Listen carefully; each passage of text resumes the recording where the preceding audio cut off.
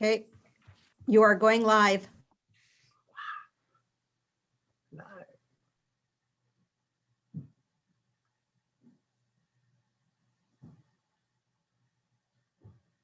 Okay, Dave, do we have Kevin in there?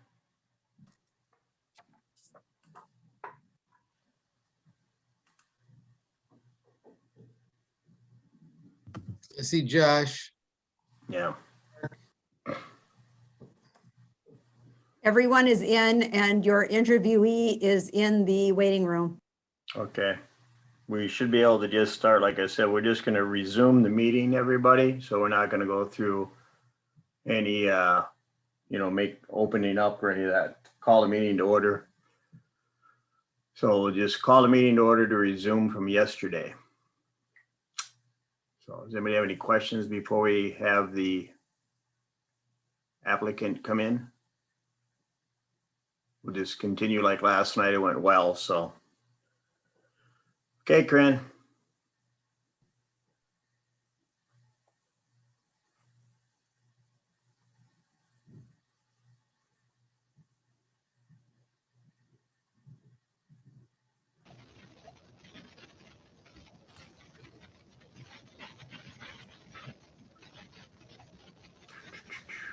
Can you hear me? Oh, is that you, Kevin? My video seems to be black right now.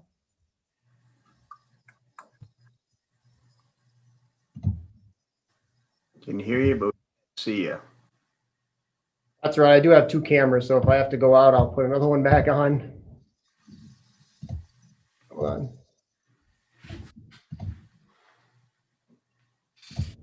Let's try that right there. We go. Oh, there you go. Now we can see you. Welcome. A transition between Google Meet and Zoom. Yeah. Great. So just want to say good evening. Welcome to the Houston Public School. And thanks for meeting with us about becoming our school district next superintendent.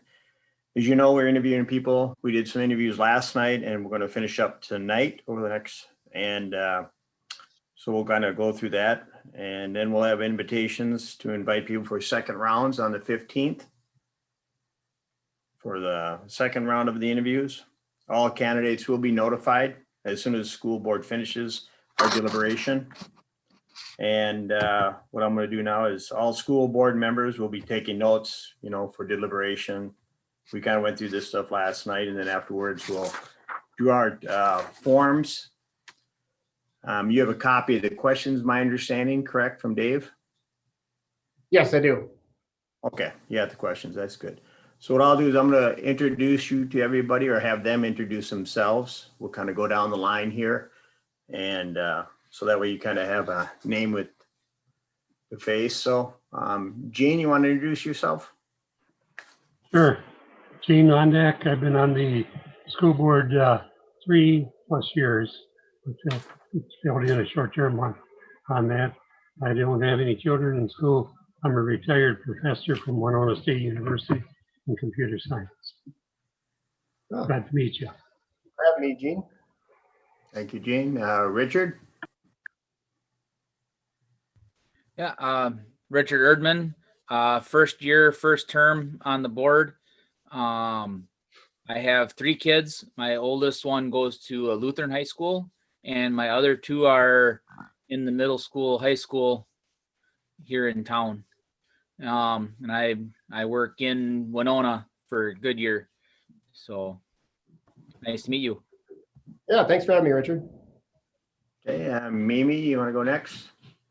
Hi, I'm Mimi Carlson. I've been on the school board for 12 years. I have 5 children, 2 are in college, and I have 1 in junior high and 2 in the elementary. And I am an IT project manager. So you're never busy. Never busy.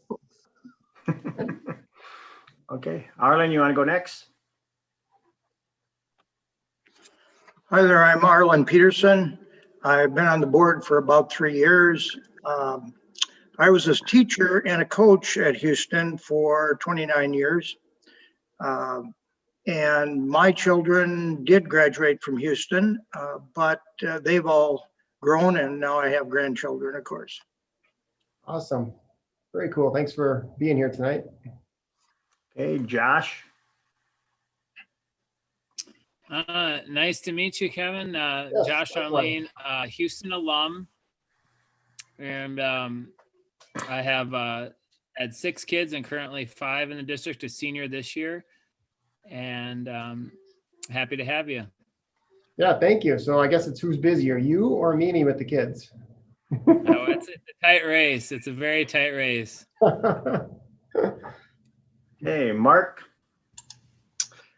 Hi, Kevin. I'm a financial advisor in the area. Actually born and raised in Houston, and I have a few kids I have 3 kids. One's in the middle school, I guess middle school / high school, and the other 2 are in preschool age. So I've been on the school board this is my first year, just like Richard. So welcome, and I look forward to speaking with you. Yeah, thanks for being here tonight too and serving. Okay, and last but not least, would be me, Kevin. Tom Stillen. I've been on the school board a little over 20 years. I had 2 daughters that went through Houston High School. I graduated along with my wife, graduated both from Houston High School. All my kids are out of school already and on their other way. So that's about it for me. So we'll go right into the questions since you already have them. And the first question is going to be from me. So tell us about yourself and why you are interested in becoming Houston Public Schools' next superintendent.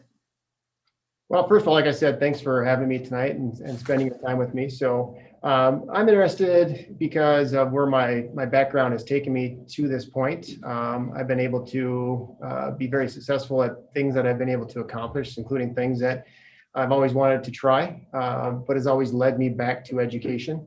I actually had, just like Arlen, my dad coached for 36 years, and I was at his hip from when I was born. And it was interesting because when I got close to graduating from high school, he actually tried to deter me from being in education.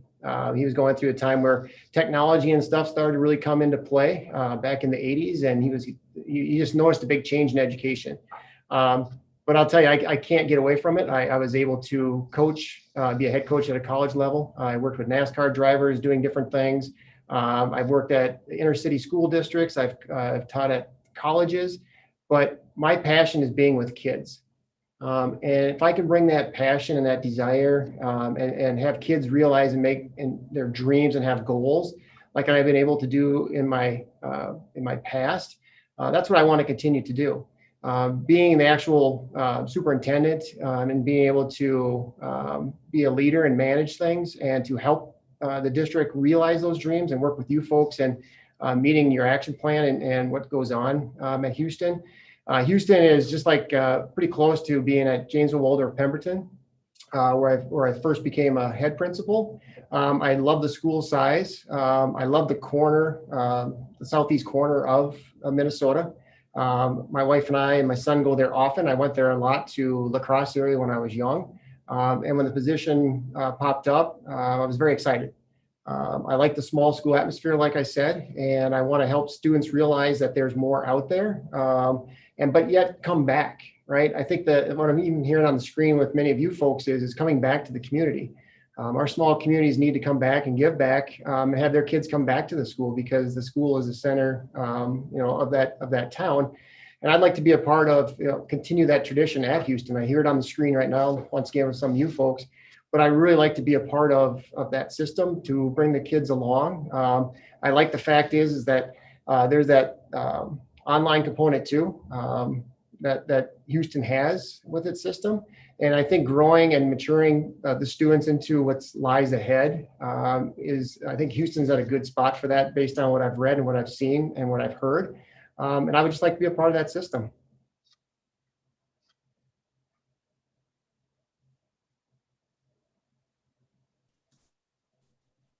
All right, I'm next.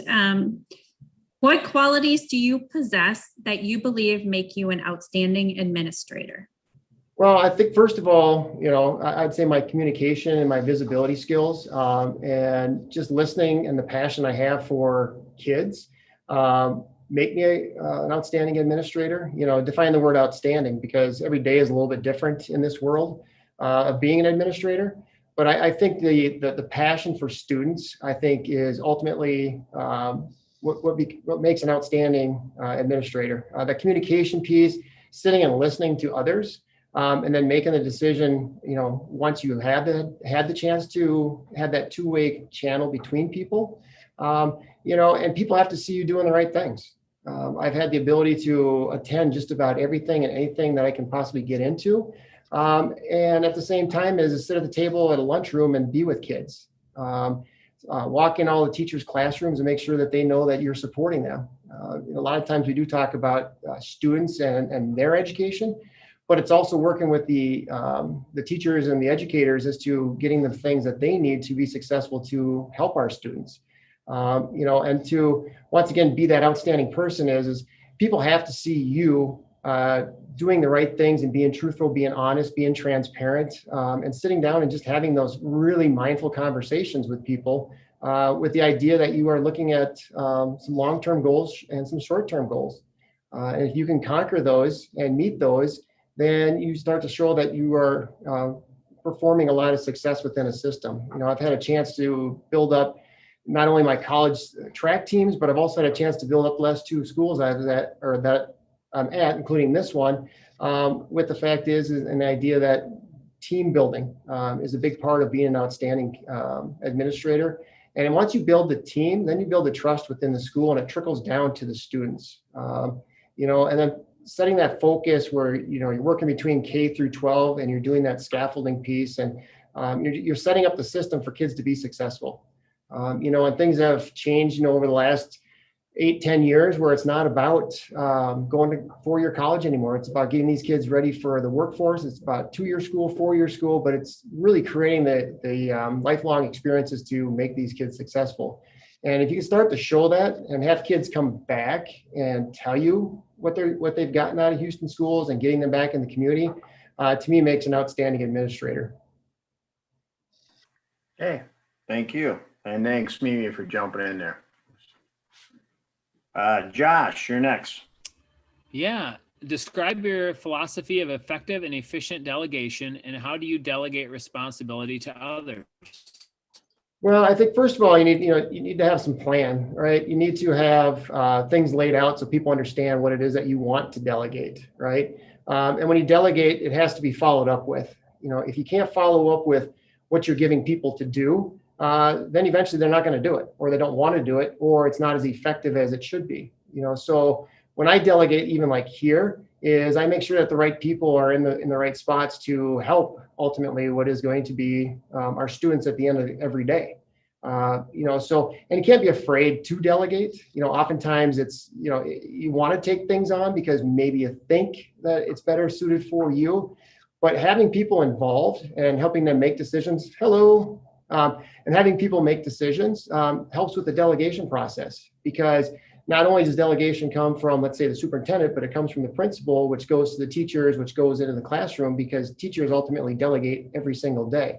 And if you're doing it effectively and you give people responsibility, then they feel like they have some ownership and some trust within the school system itself. And we want people to have ownership in the school.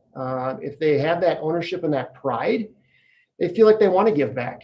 And I think that's part of my 4 years at JWP and my 4 years now at Medford is I've been able to bring some of that pride back because I've allowed people to help make some decisions, but at the same time making the decisions that are tough because we need to grow in a way that supports the school district. Okay, thanks, Kevin. Gene. Yes. What is your definition of an ideal school board superintendent relationship? Well, I think having that really strong interpersonal relationship with all you folks, it is a give and a take. You guys are ultimately the people that are in charge of the building, the facilities, the budget, so on and so forth. But listening and working with you folks, and once again, to go back to the question before, is taking the delegation from what it is that you have planned for the district and making sure that gets delegated down to the rest of the folks. But the only way that can happen is to have truthful conversations. If I can't express my concerns and things that I need from you folks, and you can't do it back, let's say we don't have that two-way street, it's not going to be very effective leadership. And if we can't have those conversations, it's going to get felt throughout the district. So having our interpersonal conversations, and then just being clarifying things and being supportive, like I said, and having those difficult conversations, oftentimes are going to be had. Sometimes parents are going to reach out to you folks because they know who you are. But when you look at the chain of command, and that chain of command is working properly, then you start to be able to conquer a system where, once again, we're getting back to meeting the students' needs at the end of every day. And having that motivation coming from you folks, because I can tell you're very supportive of the district just by the way you opened up with your conversations, and taking that enthusiasm from what you have to me down to the rest of the school district. And that's my job, is to bring that involvement into the school and the community, and really portray what it is that we've had the conversations about.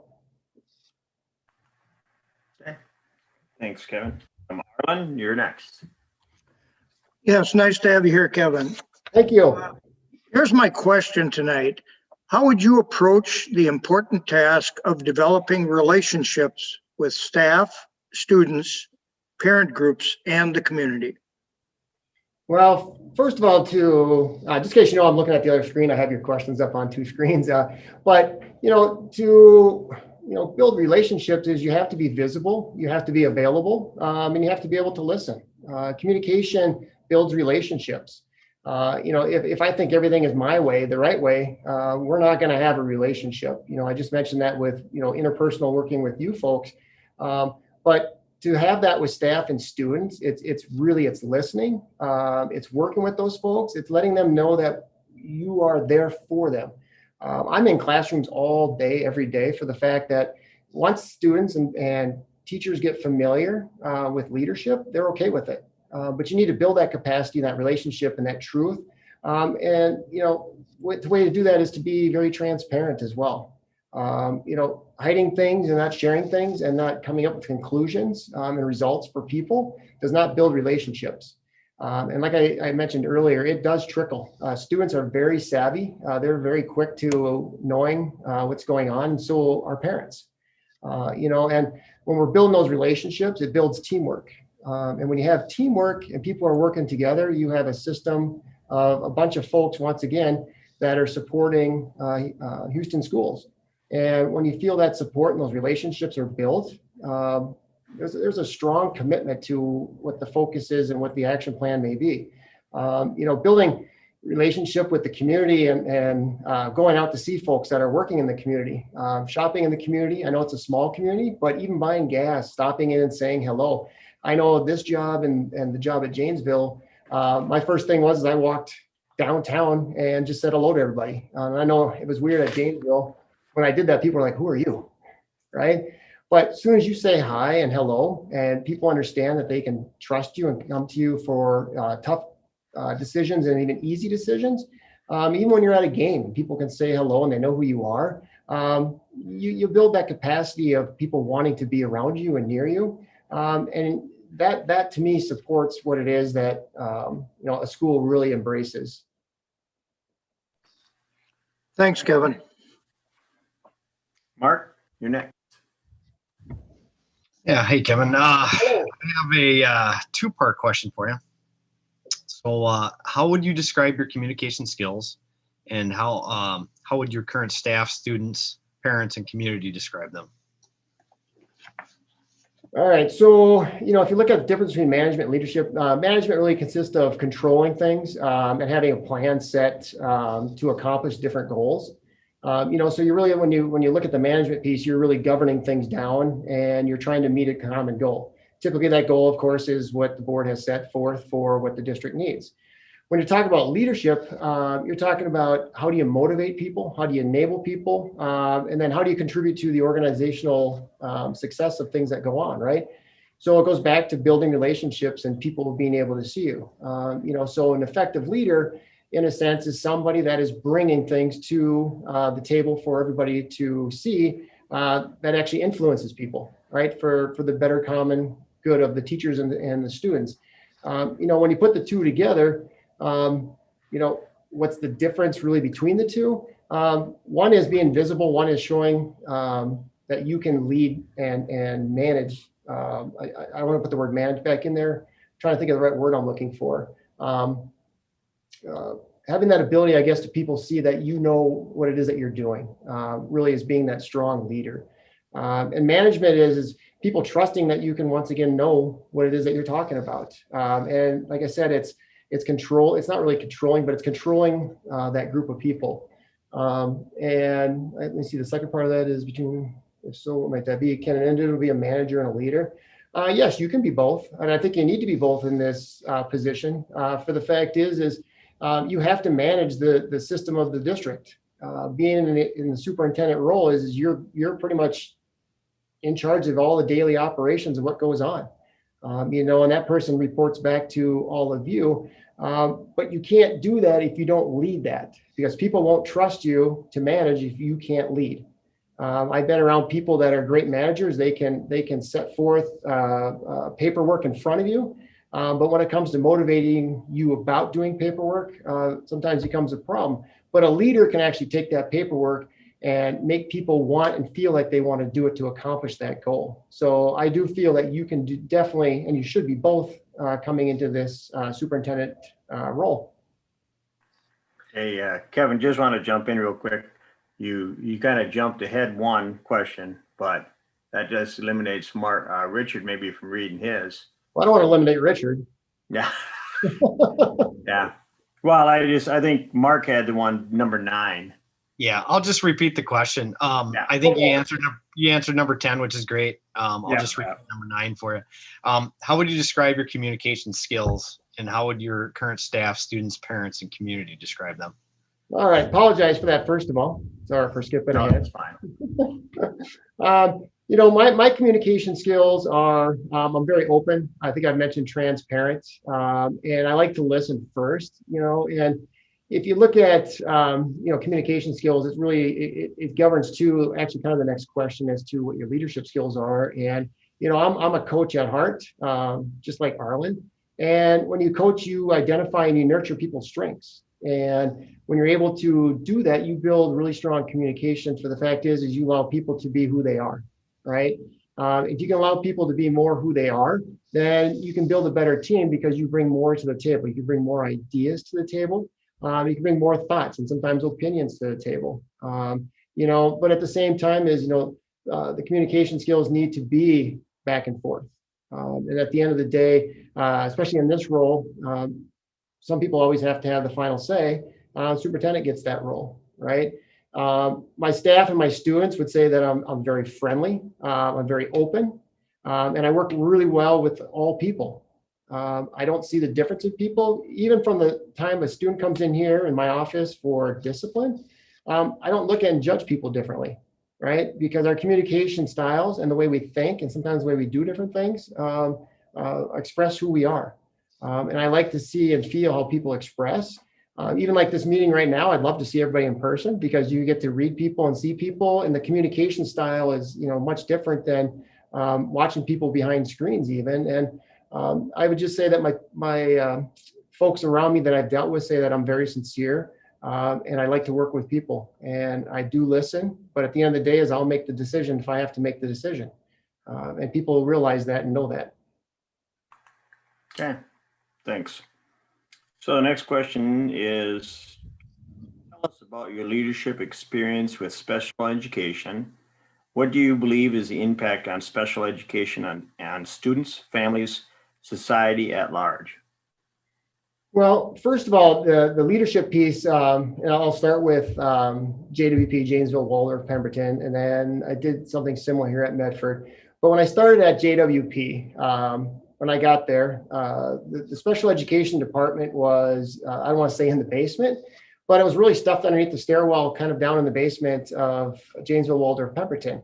And my first thought is these are kids. They should be as mainstreamed and in the mix of all the people as much as possible. So I actually moved them up to the upper floor and put all of our classrooms for SPED right in the middle, and then redirected and redesigned some other space for that lower area.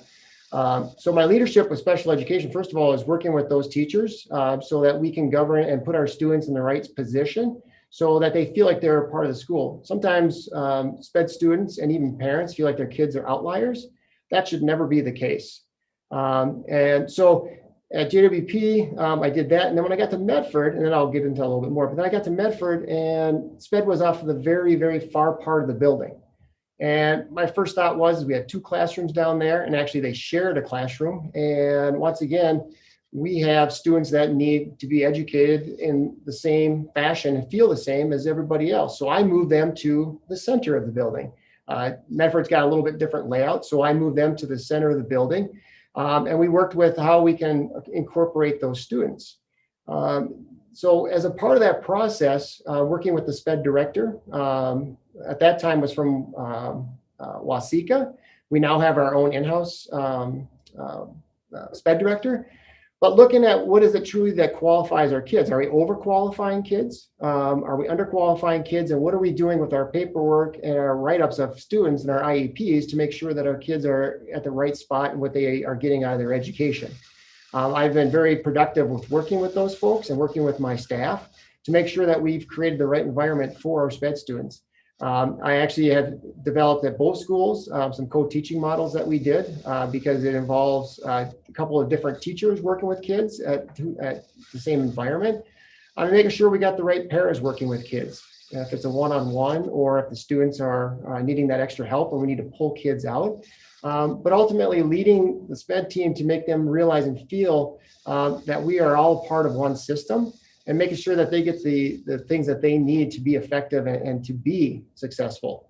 And if those kids and the teachers don't feel like they're being supported and the success isn't there, especially since the breadth of SPED is so enormous, that we want to make sure that how we approach it and how everybody feels around the word SPED, and oftentimes that title affects people, but making sure that everybody is supported and how that looks. And I would say that the IEP meetings that I attend, which is about every single one, is very effective for the fact is I get to listen to what the parents have to say. And then we get to bring that back to our team because we really want to make sure that our kids, once again, are getting what it is that they need.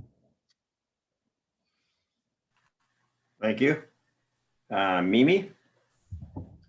Explain your experience in working with third-party virtual contracts and other school district vendor contracts. Okay, so for clarification, I'm guessing you're talking about outside people coming in to help with the school. Is that correct? Yes. Okay. So any contracts outside, like for instance, we have a large contract for our online school associated with that. So yeah. Okay. So not in that breadth, but I have had the ability to work with when I was actually even interning. I shouldn't say interning. I guess it's interning when I was actually training for my superintendency. Superintendent had put on me some things with a new signage branding thing for our district. So I was able to help rebrand Medford at the same time as looking at how we can do a digital sign and do some different things and working with outside folks.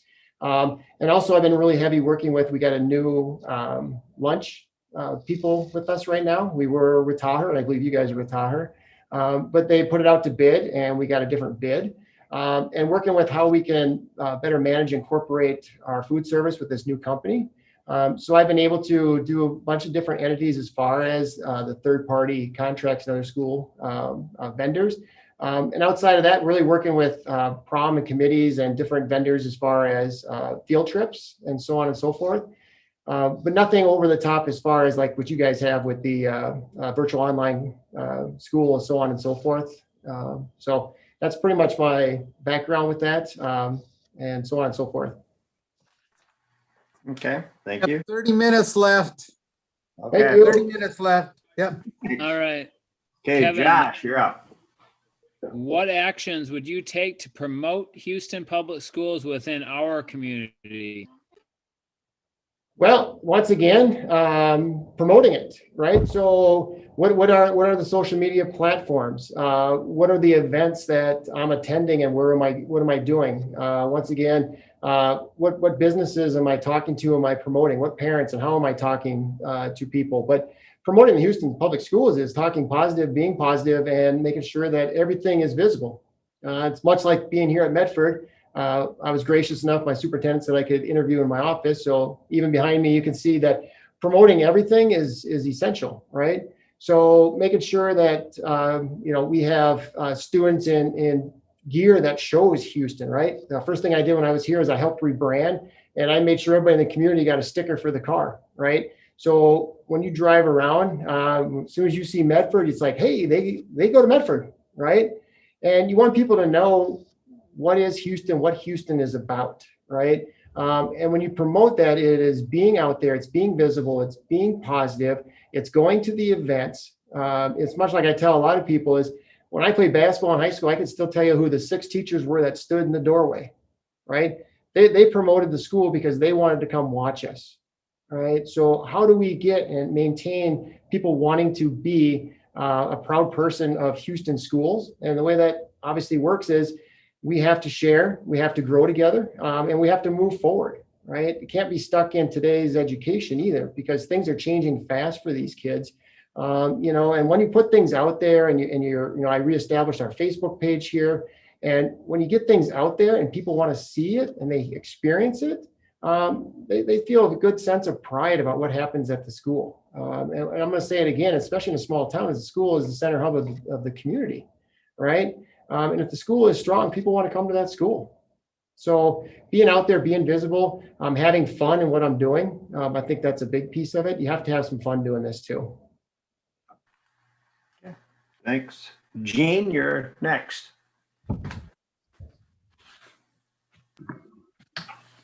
Sorry. I was writing. What do you think being involved in the school building and community means? I think it's being a hurricane at heart, right? It is being involved with the school. I like to work. My wife doesn't like it sometimes, but it's being what the school represents. It is being that person that shows the students and the teachers that you have that pride that goes into the community, right? And inviting the community in. The school is a community building. Whether it's the parents coming in, it should always be welcoming. It should be forthcoming for people to want to be in there, right? It should be in a spot where people want to be a part of it. So if there's volunteer things, if there's things that get people excited, I know the girls basketball just went to state. That's exciting, right? And how do you keep building off the excitement? Because in a small school you have ups and downs, but you got to keep with the ups. Keep building on that motivation. Keep having fun with the kids and the staff. But at the same time is making those decisions so that people know that you are firmly acting in behalf of what the school board wants and moving things forward. Especially having that online component means that the district wants things to move forward, right? And sometimes that's scary. Sometimes that's the unknown. But what is the next great thing out there that kids can find and develop? And a lot of times that comes from the community, whether it's through an apprenticeship, an internship, whether a business wants our students to come down and work for them and help them. Those are the people we want back to share back within the building. And you want people involved, right? Whether that's the kindergarten parent to the senior parent, right? Sometimes when you get to the high school, the parent involvement within the school itself lessens, but you want to make sure that they can come back in and that they can share. I have parents when they come in here and sit with me, the first thing I do is tell them thanks for coming in because parents are busy and it seems like they want to get less involved now, but you have to thank them for wanting to come into your doors, because if you do that, then the door feels like it's always open. And I truly believe that once again, being that visible, communicative person and having that mindful ear and listening goes a long ways with building a small community and a small school. Kevin, my question is, how would you build teamwork and collaboration within the school district? It's, I don't want to sound repetitive and whatever. My life has been really built on building teams and having that collaboration. But it's working with everybody, It's finding the outlying people. If you go to students and some teachers that sometimes maybe don't say anything, but it's really letting everybody be a part of it. It goes back to when we were all in school and a teacher kind of made you raise your hand. You kind of try to hide behind someone, but it's really finding the people to help build that teamwork. It's just like I was talking with our baseball kids after school today, and one of them's like, "Oh, we got 5 games in 6 days." Well, that's great. You got games in this year. You get to play, right? You get to have some fun. And that just sent a sense to those kids that, you know what, that's right. We do get to play this year. Last year we didn't get to play, and there is a little bit of unknown. And the collaboration just has to be that piece of the puzzle where we can work together. And we can make decisions together. We can have fun together. And at the end of every day is we can build a sense of trust and have those difficult conversations, but at the same time, have those fun conversations. Thanks, Kevin. Yes, you're welcome. Mark, you're up. Yeah. So this is a 3-part question. So how would you lead the school district in developing short and long range strategic, financial, and operational plans? Who would you involve in the planning process? And then how would you implement the plans? Okay, so we'll take the first part of that first. So if you look at the short and long range strategic part, and we'll get into the financial and operational, but that obviously is working with you folks. And what is it that we need to build as a district? And setting those goals behind that ultimately leads then to talking to the administration, which obviously is the principals, to I won't say govern this down, but manage this down so that we have this trickle down effect so that we can build these goals and these strategic plans and these ideas. If you don't have any strategic plans and ideas, it's hard to find out and where we're going to go, right? Then it's like I tell staff, and then it's like pulling open the file drawer and doing the same thing all the time, right? Working with you folks to meet those goals is ultimately what drives the district to want to continue to improve. So I kind of look at it as an improvement plan because you're always trying to improve things, right? We want to move ahead. Education is moving rather quickly, and you want to continue to move ahead. And when you're talking about the financial piece, obviously that is working with you folks as well, but it's also working with the business manager. From what I've read and seen, you have a very, very strong business manager that knows a lot about what the district has been about, right? And when you're working about finances and you're working about that long-term plan as to what is it that the district is going to need moving forward, whether it's in 2 years, 5 years, 10 years, if there's a bond up, if you need to do a referendum, that has to be a part of that plan because it has to be initiated through funding. Schools can't run without funding, and when the funding gets geared down to reporting to you folks the financial security of where we're at, where we're spending and what we're doing based on expenditures and revenues, working with that financial manager becomes extremely important, right?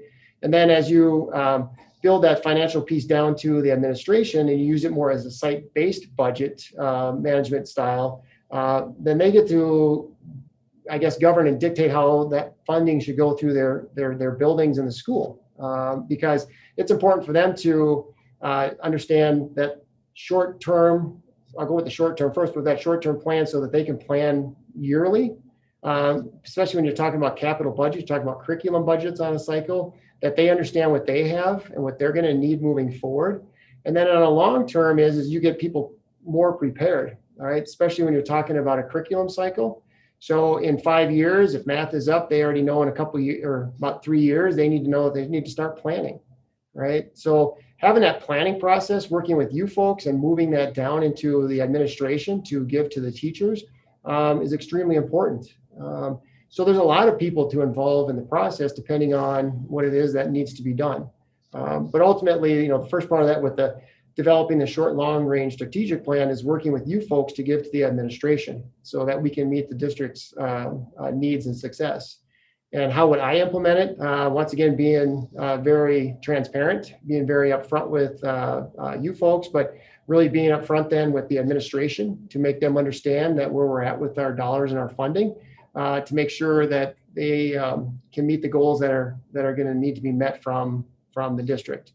And you need to abide by that because obviously, once again, the finances are dictated as a part of that plan. And it just needs to move forward as far as how it's going to be governed and how the buildings are going to be run. Okay, thanks. Richard, you get a turn this time. Okay, my question is, what does educational equity mean to you? You know, Richard, that's probably the best question on there because, you know, you put the word fairness with that. Educational equity means that all students, you know, and I'll go to teachers too, but all students are getting their educational needs met. You know, and you probably have heard of schools going to personalized learning. I was a part of that at JWP and so on, but really it's meeting the needs of all kids. You had the question about, you know, special education on here, but there's a lot to it. And when you're talking about how do you get it so that everybody gets what it needs, that's a visionary plan. That's being able to see the bigger picture. It's great you asked that because I can look at my board up there right now and I can see exactly what you just asked. What I've been working on here at Medford is how do we get different avenues for kids that succeed in different ways, right? So my board up there it's got almost a remediation side, it's got a middle of the road side, and it's got the side where we got our students that ultimately just find school to be sometimes easy. And what are we doing for them, right? Because what we want is when a student, someone's honking outside my window, but so what we want is when a student walks into the doors, and I say this to myself every time I walk in the doors, is when a student walks into the Houston doors, what is it that they're feeling like they're getting out of Houston schools, right? And then when they leave the doors at the end of the day, they can smile, right? And then when they graduate at the end of 12 years, they say, you know what, I got everything that I needed. And when you're being fair to the students, it becomes pretty equitable. And the teachers also need that piece of that puzzle, right? They need to understand that there are going to be some different tracks, different avenues, and really how do we meet those and goal orient that strategic plan so that we can make it so that all students are capable of getting the education that they need. And this year has been very trying. I think you guys probably know that as well. This year has been really interesting and fun working with attendance and working with students in a way that we've never had to work before. And I think it's opened up some eyes and some ears to a lot of different things and ideas. And I think it's been a good year for that, just to be able to learn what we can give back to our kids. Okay, thanks. Mimi? Superintendent's leadership style impacts the tone of the organization. What do you consider to be important leadership qualities you would bring to Houston Public Schools? Well, I would say definitely being involved in the school and the community. That visibility piece, I think, is significant, especially at a small school. You know, you are the person that people know are in charge or in that leadership role, and so I definitely bring that piece of involvement. I like to know what's going on. I like to help out as much as I can. As a matter of fact, I just served lunch today, so but helping out, and then bringing in strong leadership skills. You know, we've talked about being a leader and being able to motivate and enable people to be better. It's like I just said with the baseball team, but I'm always trying to help. I don't want to say influence, but I like to help people enable themselves to be better. And so my leadership skills have built some really strong teams, even prior to me leaving college when I was a head track coach when I was in college, and to taking teams from the bottom to the top. And I like to continue to do that. That's why I'm sitting here wanting to be a part of Houston Schools as superintendent. And then forward thinking. I've hinted at a few times, but what is the next great things out there that the students at Houston will get that will progress them into the future? You know, once again, education and society is moving really fast. These kids don't want to necessarily slow down, and that's very difficult to try to get kids to slow down. They like to move. They have things in front of them, but we need to teach them what skills and objectives are out there for them to realize that you have to slow down in order to succeed. And having that forward thinking and that passion to see what it is that is out there, doing the research and checking on the literature and working with other folks from other districts to realize that are the qualities that I think I bring a lot to the table.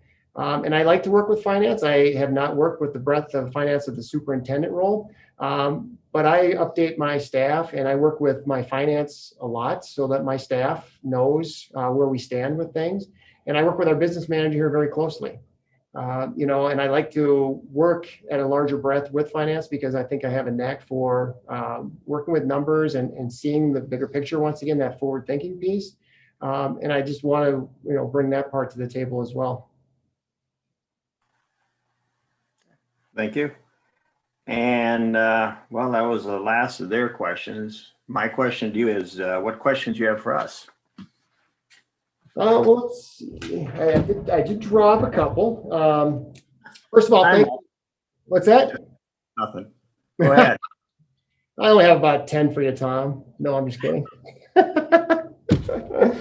First of all, though, thanks for having me again. I really do appreciate this. And, one question I do have is, because I was doing the research through your website, checked out just about every avenue I can. And I guess, what are the biggest challenges that I would face in the superintendent role in the first 90 days? And how will that success be measured?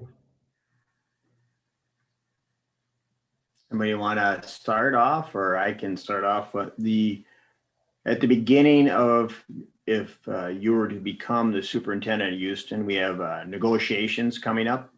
So if you've been involved with those, you know how important that is and where that will lead you down the road. So that's the up and coming thing. Obviously with COVID, things are, what are we going to do next year? Where are we at? Which I don't know if anybody knows. So those are kind of a few of the things that I can mention. There may be more, but I'd like to hear from others if they have things they'd like to say. Yeah, thank you, Tom. I don't think that there's huge issues waiting for you. So, which is good. So I think that Tom mentioned a couple things, but I think that your first time here is just going to be spent trying to meet everybody and meet the community, and you'll be able to really start to build your network right away and help decide our future. Fantastic. Because the reason I came up with that question is I just seen a lot of positive and a lot of good things by looking at the website and just hearing things from some people and so on. So I was just curious as to what challenges are out there, and next year will be interesting, especially going from COVID to maybe back to a little bit normal. Kevin, just a little quick input there. I think one of our concerns that you may run into negotiations, as Tom pointed out, yes, it's coming up. And of course, that is always a little bit of a challenge. But I think too, the fact that we have an online school, of course, that you're well aware of, and the numbers are changing in that. That doesn't mean it's an issue that we, that's on the front of the table and gets to be a big issue for you, but the numbers are changing. And so because of that, it may mean that the amount of teachers that we employ in that particular area may change. And so that I think that's a categorical area that you will have to become involved in. As far as it's a very nice time to be a superintendent at Houston. There's not a lot of controversy going on. That's a good thing. So I guess that's where it stands right now. Very good. Thanks, Arlen. Anybody else have anything you want to bring up, or do you have other questions for us, Kevin? Go ahead. Gene, did you have something or no? I was going to talk about knowing the difference between the brick and mortar and the online, and in the first 90 days to see the similarities and the differences in that and how they both run, because they are different systems, but yet they are educational systems. Yeah. Yeah, but I don't know if Dave showed him displayed it, I guess, in my pre-interview, but I did have a chance to create my own online class, and I've worked online with some colleges before, so I do have a pretty decent understanding. And I look forward to that part of it as well. And like Arlen said, that things could change going forward, especially since the way things are going to be set up going forward with other school districts and so on. So I appreciate your responding back to that. And I guess the last question is, it's kind of a simple one. Is there anything about my background that makes you hesitant to move forward in the interview process that I can share with you before we go? So I guess anything that you're still wondering about, so on and so forth, because I'm excited to be here. So hopefully I'll get to be moved on.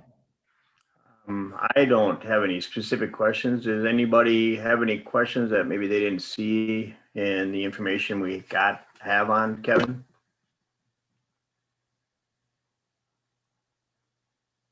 Oh, I guess everybody's good. Fantastic. Yep. So you have any other questions? No, I just, once again, I did a lot of looking and research, and I'm excited to be here. And hopefully I'll get to be a part of the Houston School District and be a hurricane. And yeah, if you have any other questions, don't hesitate to, let me know. Be more than happy to answer some further questions, but I really appreciate all of your time, as you're all busy. And yeah, I really do thank you and very appreciative of this interview. No. And again, we want to thank you for being with us tonight.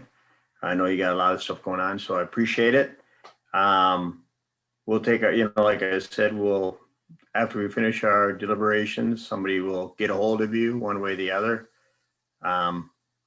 We'll kind of go from there. So if you don't have any other questions for us, we're going to go off and fill out our paperwork. So Fantastic. Thanks. Thank you, everyone. I appreciate it. Have a good night. Yep. You too. Thank you, Kevin. Yes, you're welcome.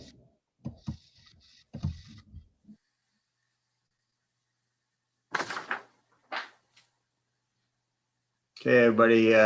Dave, what are we coming back at 8? We'll have to come back at 5:45 because that's. 5:45? Yep, 5:45. So you have some time to, fill out your stuff, your forms, your EMD form, and then also, maybe even have a bite to eat or something, but the candidate will be here at 5:45. Okay. Anybody have any questions on that, or we'll just see everybody back here at 5:45? Thanks, Dave. All right, yeah, have everybody back at 5:43. Yeah, be back a little early, okay? We don't want to be right on Johnny on the spot. Thank you, good job.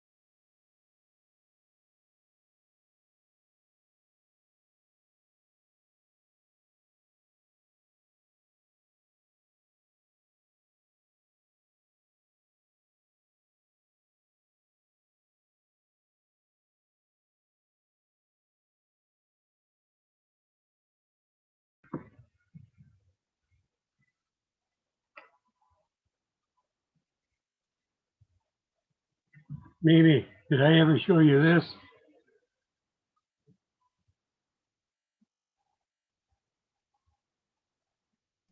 No, how old is that? Oh, 2004. Oh, It's, I have a really thick book I found when I was cleaning, and it was the guide to electronic meetings.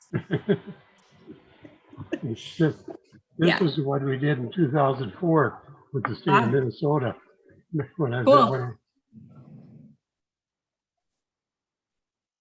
I'm one of the authors of that. And you read it now, and it's what we're doing. That's good. That's so funny.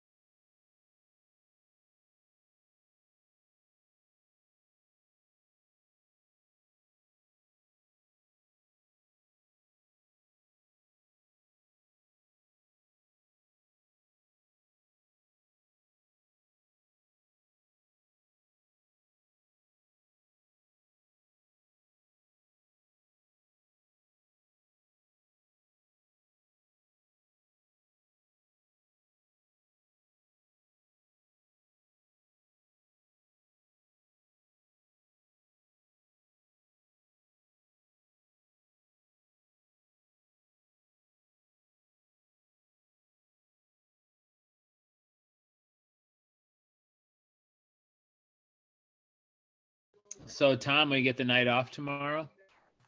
Yep. You might as well enjoy one evening this week. Do we Now ever? Thursday, we're completely Zoom. And Yep. Okay. Just confirming. Yep. We're gonna do a little bit of the school board. Hopefully that'll be done. And then we'll start into interviews after that, or second round. We'll go over that after we're done tonight, I assume. Correct, David? Dave? Yes, that is correct. We'll be looking at the questions again, seeing if those are still right or that you want for the next ones. And then we'll talk about how many people you want to bring back on Thursday. You know, we have to decide that yet to set up the schedule so that I can call them tonight to tell them. Yep. Something we'll be doing tonight too, besides looking at the EMD report as well. Okay.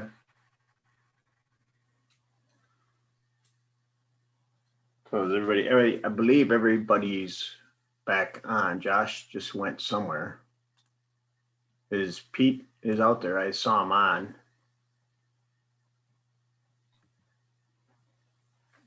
Pete is not here yet. Yeah, what happened? Did he just log off?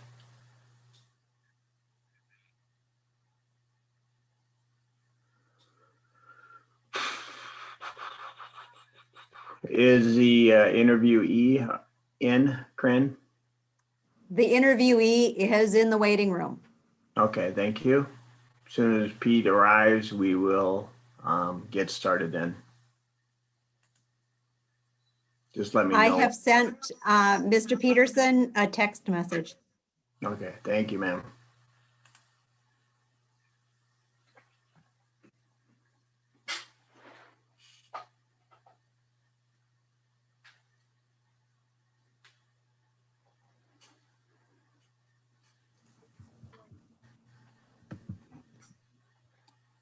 As soon as Pete is in, I will let Ms. Hubbard in. Thank you.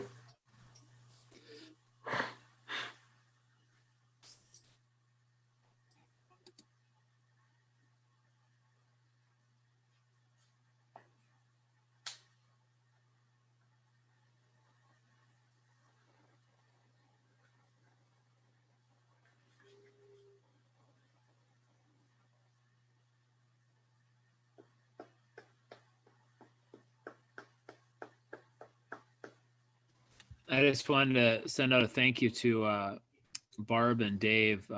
You know, you guys have been real quick to respond and very forgiving on some, areas. So I appreciate that. If you could relay too to all our applicants, so we appreciate their time and, dealing with the odd format. It's much appreciated.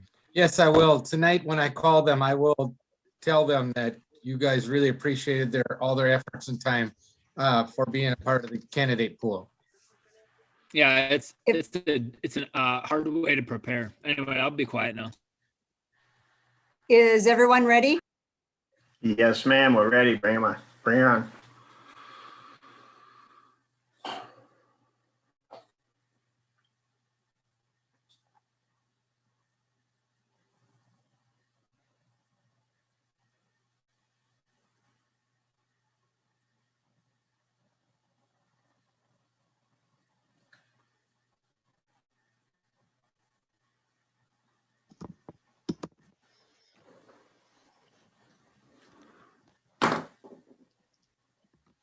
Hello. Hello. Oh, there you are. Welcome. Just want to say good evening and welcome to Houston Public School virtually through Zoom. Thank you. Yep, thank you for meeting with us about becoming our district next superintendent. As you know, we will be interviewing, you're the last of the candidates, I guess I should say, over the last couple of days. And it's our intention to have a second round of interviews on the 15th. All candidates will be notified as the school board has finished our first round of deliberation later on this evening. All board members will be taking notes to assist in our deliberation. Please know that will be listening carefully while writing down their notes, no disrespect. Also, we have allocated 1 hour for the interview, and Dave will kind of be the tracker of time. He will show up the numbers when we get to the 30-minute time period. And then at the end, our last question will be if you have any questions for us, and whatever time's left, we will try to answer as many questions as possible. So I'm assuming you received the questions from Dave already? Yes, I did. Okay, great. I appreciate that. What I'm gonna do is I'm gonna have each member of the board introduce themselves. We'll kind of go through the lineup and we'll get started right after that. So we'll start with Gene. You want to introduce yourself? Hi, I'm Gene Ondak. I've been on the school board for 3+ years because I filled in for one, and I don't have any children in the district, but I was a professor at Winona State University in computer science. Okay. Josh, you want to go next? Yeah, Josh Norleen, Houston alum myself, parent of 6 students, one already graduated, one senior. Thanks for taking the time to meet with us. Thanks. Okay, Mimi, you can go next. I'm Mimi Carlson. I have 5 kids, 2 in college, 1 in the junior high, and 2 in the elementary. And I am an IT project manager. I guess I should also say I've been on the board for 12 years. Hey. Mark, you're up. Sure. Well, welcome. I've been on the board. This is my first term, so I'm excited to be here. I have 3 kids in the district. One is in the middle/high school, I guess, and the other 2 are preschool age. And I work in the community as well. So, welcome. Okay, Richard. Oh, thank you for meeting with us. I'm Richard Erdman. I've been first term on the board. I have 3 kids. Oldest goes to a Lutheran high school, but my 2 boys are in the middle/high school here in Houston. And I grew up in the Houston and Ridgeway area up on the ridge. And I work in Winona for a good year. Thank you. Arlen. Good evening, Stephanie. My name is Arlen Peterson. I've been on the board. This is my third year. I was a teacher at Houston High School for 29 years, teacher and coach. And I have no more children in school. They've all graduated. And now, of course, I'm the grandpa. So it's nice to have you here this evening. Thank you. Okay, and I believe I introduced everybody but myself. I'm Tom Stillen. I'm an alumni, like a few of us here from Houston. I had 2 children in the school. They've graduated and moved on. I've been on the school board for a little over 20 years. And that's about, I guess, all I have to say. And we'll just get into the questions right away. Sounds good. So we'll start with my first question. Tell us about yourself and why you are interested in becoming Houston Public Schools' next superintendent. Okay. Well, my name is Stephanie Hubbard, and a little bit about myself. I am currently a superintendent at Iowa Grant School District in Wisconsin. I have been there. This is my third year. Prior to that, I was in Minnesota at Bemidji as the director of special education. I was there for 6 years. Prior to that, I was a director of special ed in Prescott, Wisconsin for 2 years. All of the years prior to Prescott were in teaching. I have experienced teaching at basically every grade level, students at every grade level from kindergarten through 12th grade. So I think that that has really helped me in my administrative roles to have the understanding of child development and the curriculum that students experience. A lot of that experience is in special education. I actually was a transition coordinator at one point, so helping kids transition into life after high school, whether it's to go on to college or to go into the workforce right away or military, helping them to determine what path they want to take and to take the steps to reach that goal. I've also created programs as a teacher, and that again has helped me as a director and as well as a superintendent to have had that experience. Having my director of special education tell me, this was a while ago, but you have $1,000 to open a program. And I was like, oh, and then it didn't go very far. And so, having that experience and that's just helped a lot.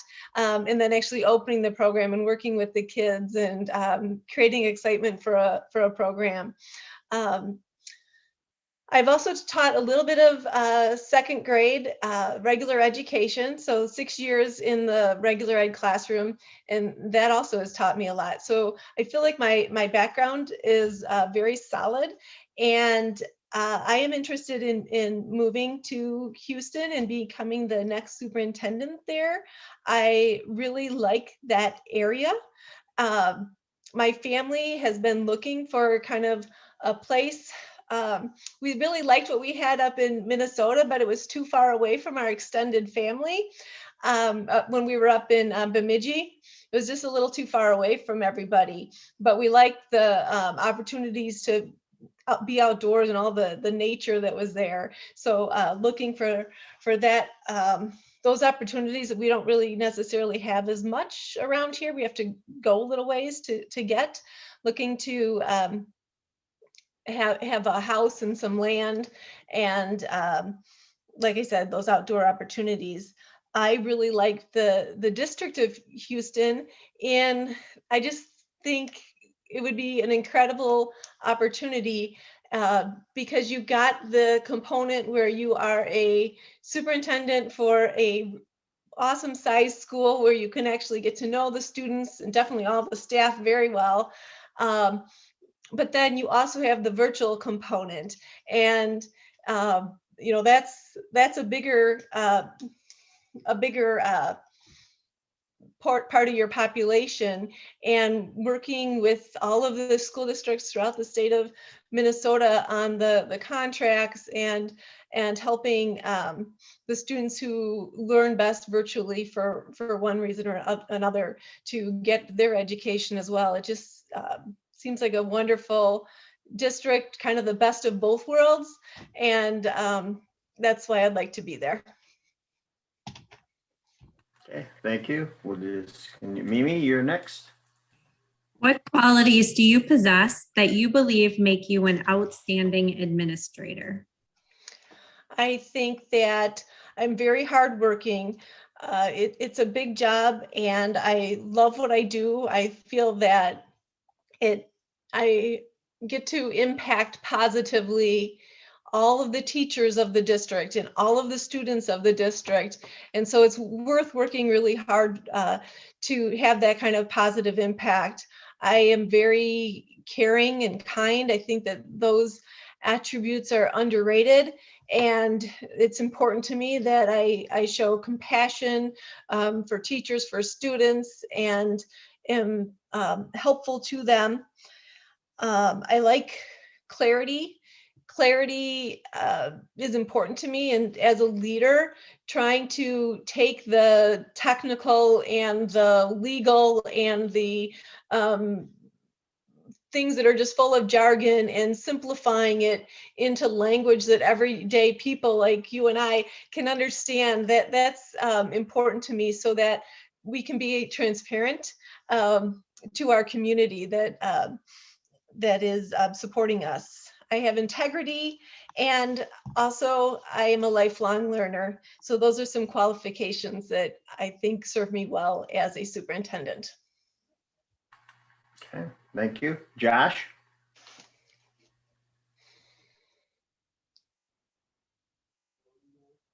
You're muted. Oh, Josh, you're. I am muted. Sorry, technical difficulties. All right. Describe your philosophy of effective and efficient delegation, and how do you delegate responsibility to others? Interesting question. I think that in delegating, it's important that there's clarity in what we want done. So to have an understanding with the person that I'm asking to do something, what their vision is, my vision is, and really talk through it and have a good understanding. So that way they have the same end goal in mind when they're starting the project that I have. And when I say that, it makes it sound a little bit like it's going to have to be my way. I find that I learn a lot from the people that I work with, and I'm very open to their ideas and thoughts. And I give a lot of very collaborative. I give a lot of leeway as far as how allowing people to put their own personal touch on things. But I think that knowing before a project is started what the end goal is very important to the success of whatever we're trying to do and the person who has been assigned to do it. Okay. Jean?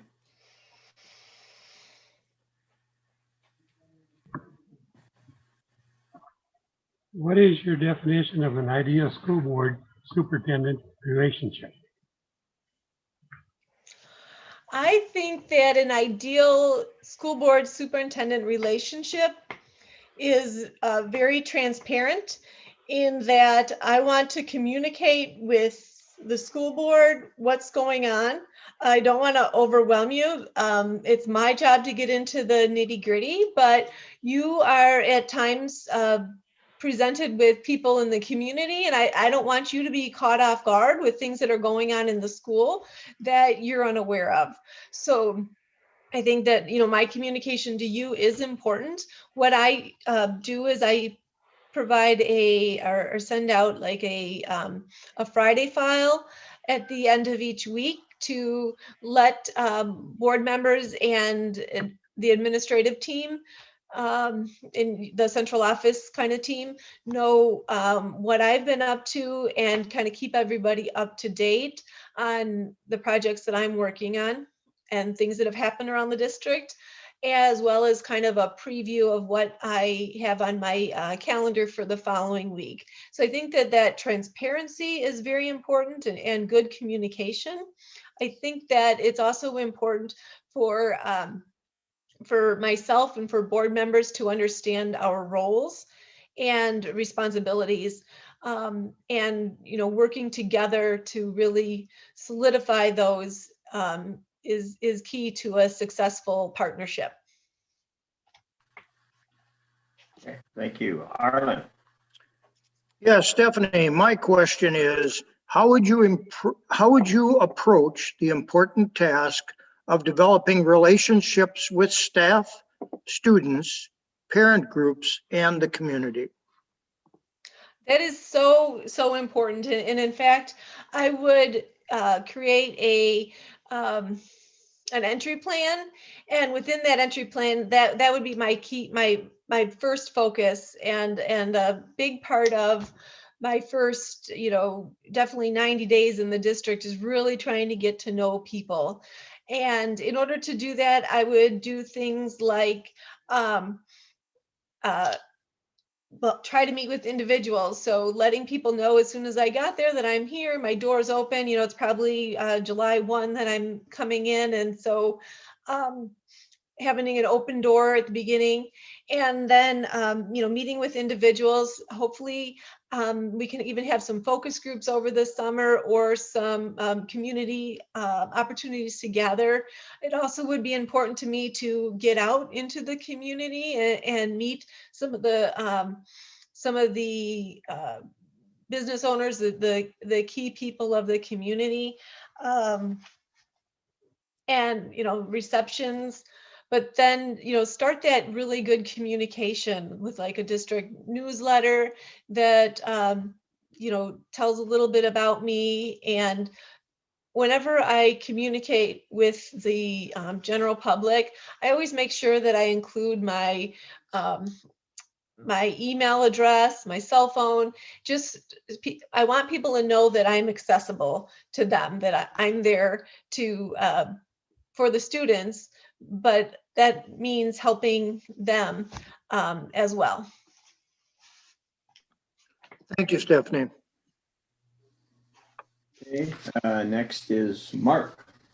Sure. All right, Stephanie, this is kind of a two-part question. How would you describe your communication skills, and how would your current staff, students, parents, and community describe them? I think that communication is something that I am perpetually working on and perpetually trying to improve. I think that I communicate very clearly, especially when I have a chance to put things in writing and some time to process it. I think that people would say that I'm very, very collaborative in decision making, and communicating the process that we're going to undergo in decision making. So that way everybody has their opportunity to provide input and be a part of the direction that we're going. So very collaborative. And like I said before, I really try to be as clear as possible in my communication, so that way we can make the complexities that are involved in education or special education or finances or whatever it is as simple as possible, so that way stakeholders can form an opinion and be a part of our process.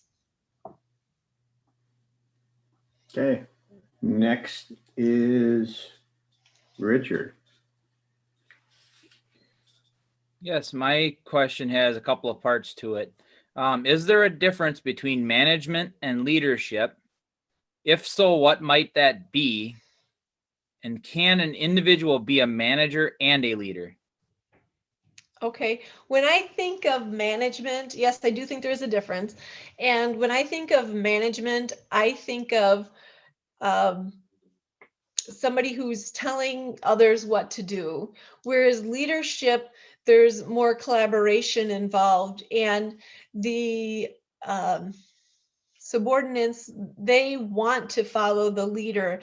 They are invested in the vision and the goals and the the end result that the leader is trying to accomplish, or they're all trying to accomplish.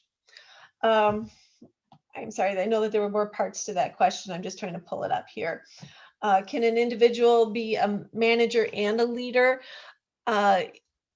Yes, I think that there's times as a superintendent that I need to be more of a manager. It's not my favorite role, but sometimes I need to be very directive, and this needs to get done. And at those points, I consider myself a little bit more of a manager than I want to be, but that's a part of the responsibilities of a superintendent. Okay, thank you. Next question I have is, tell us about your leadership experience with special education. What do you believe is the impact on special education on students, family, and society at large? Okay, well, as I mentioned in my introduction, I have lots of experience in special education. I've been a director of special education for a total of 8 years. And actually, as I'm answering that question, I realized that in my current district, I am the superintendent and I also am the director of special education. So my responsibilities are nowhere near what they were in the previous 2 districts, because I do have an awesome school psychologist and we collaborate really well together. She doesn't mind doing a lot of the work with the staff, but she does not like to do the finances. So I am involved mostly in the finances and some of the help that she needs in other regards as well. So I'm very experienced in special education, and as far as what do you believe is the impact of special education on students, families, and society, I think that excuse me. Special education is a very needed part of our educational system, because not everybody learns the same, and not everybody is going to have the same end goal with their educational journey through our system.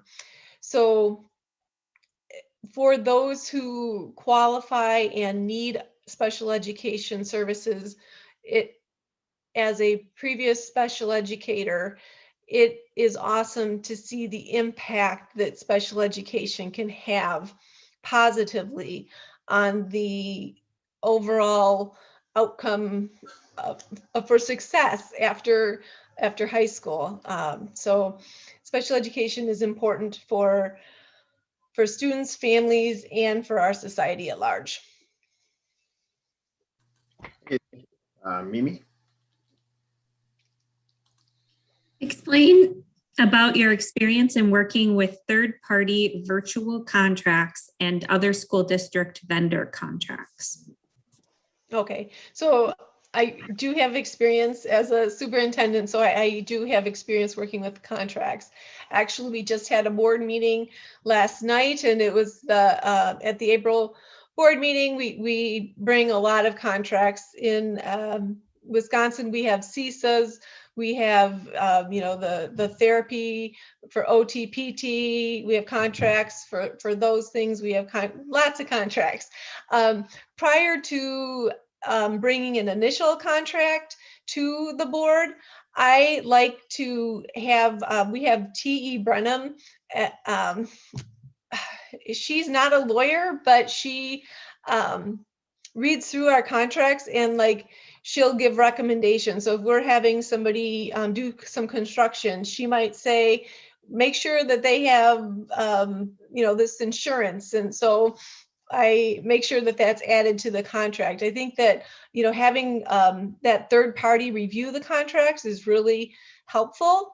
The deal that we have with this organization is we don't have to pay like we do for a lawyer, like per contract. It's just a annual fee that we pay, and she'll read all the contracts. And I think that is very helpful.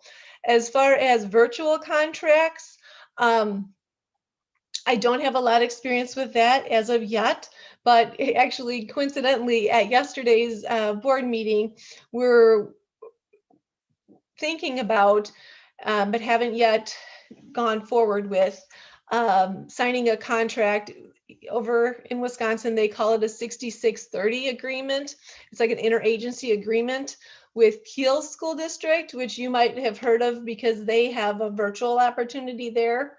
And that would allow us as Iowa Grant School District to have students go to Kiel's virtual academies and still be considered Iowa Grant students. So they're not open enrolling to Kiel, but yet they're able to attend online, and then they're still able to be our students, and then therefore they could still participate in our sports and activities. So we're looking at that, and that basically is the only experience I have with the online, well, except for as a special ed director in Minnesota, we did have some students who would go to your virtual academy, and so we, supported them in those efforts, but not a whole lot of experience there.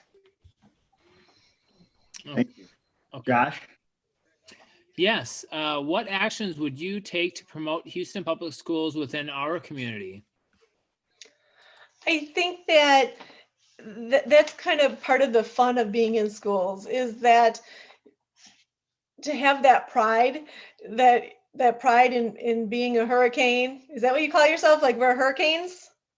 Okay. To have that pride in your school and to flaunt it wherever you go. I think that that's just kind of a fun piece of being in any role in a school district. But I think that as a superintendent, it's important that I am purposeful in those efforts.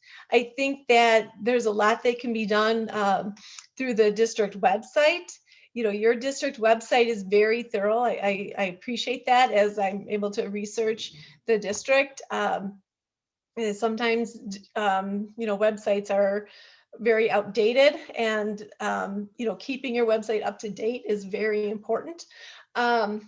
Because nowadays that's how people kind of get to know a school district. The Facebook page and the other social media opportunities, I think that that's another great opportunity, but also just, the relationships with community members and stakeholders is also important. For me as a superintendent, I'm kind of like the ambassador for the school district, and that's kind of a fun part of being the superintendent. Okay, thank you. Jean? Thank you, Dave. Jean, you're- Stephanie, what do you think being involved in the school buildings and community means? Okay. You're on question 14? Yes. I think that the superintendent's involvement is important, but also in a district, my district isn't much bigger. Well, I guess it is, but it's not a lot bigger than your bricks and mortar school. And I have found that it's important to me to not take over as if I'm the principal. I want to give the principal, the autonomy to run their buildings, and to be clear with stakeholders that before they come to me as a superintendent, I'm interested in hearing and learning their thoughts and opinions, but we're going to take things that involve a building back to the principal to have that clarity that they're kind of running the show in their buildings. But with that said, I love to be in school buildings and to see the teachers and to see the students and to have those relationships. I think that that's important, as well as, the community. One of the fun things about schools is you get to see kids doing great things. You know, they're working to expand their opportunities and trying out new things. And so, you know, going to their ball games and going to their musicals, that's a wonderful part about being an educator. It's a little bit different right now with COVID. I just bought a ticket for our school's online musical. So, you know, it's not quite the same, but you still get to see the kids that you've gotten to know over the years. And it should be interesting, a little different.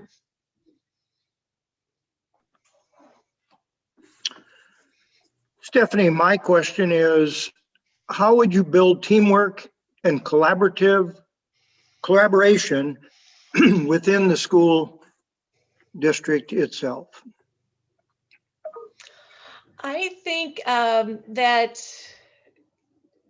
you know, those are two important aspects of education that I still remember, like being in the second grade classroom, and this was over 20 years ago. I felt like I was in a silo all by myself. And we've come a long way since then in education, and we've learned to work together so much more. And that teamwork and collaboration, that's important. So that way we're pushing one another and learning from one another as far as best practices and you know, strategies to use with kids. So it's very important. I am actually just reading a book on, actually I got it right here and I'm forgetting the title, Put Happiness to Work. I think that happiness is really important. You know, education is fun. There's kids involved, and as educators, as the superintendent, I want the educators to be happy to be there, to love what they do, and to love working and have good, solid relationships with their peers as well as their students.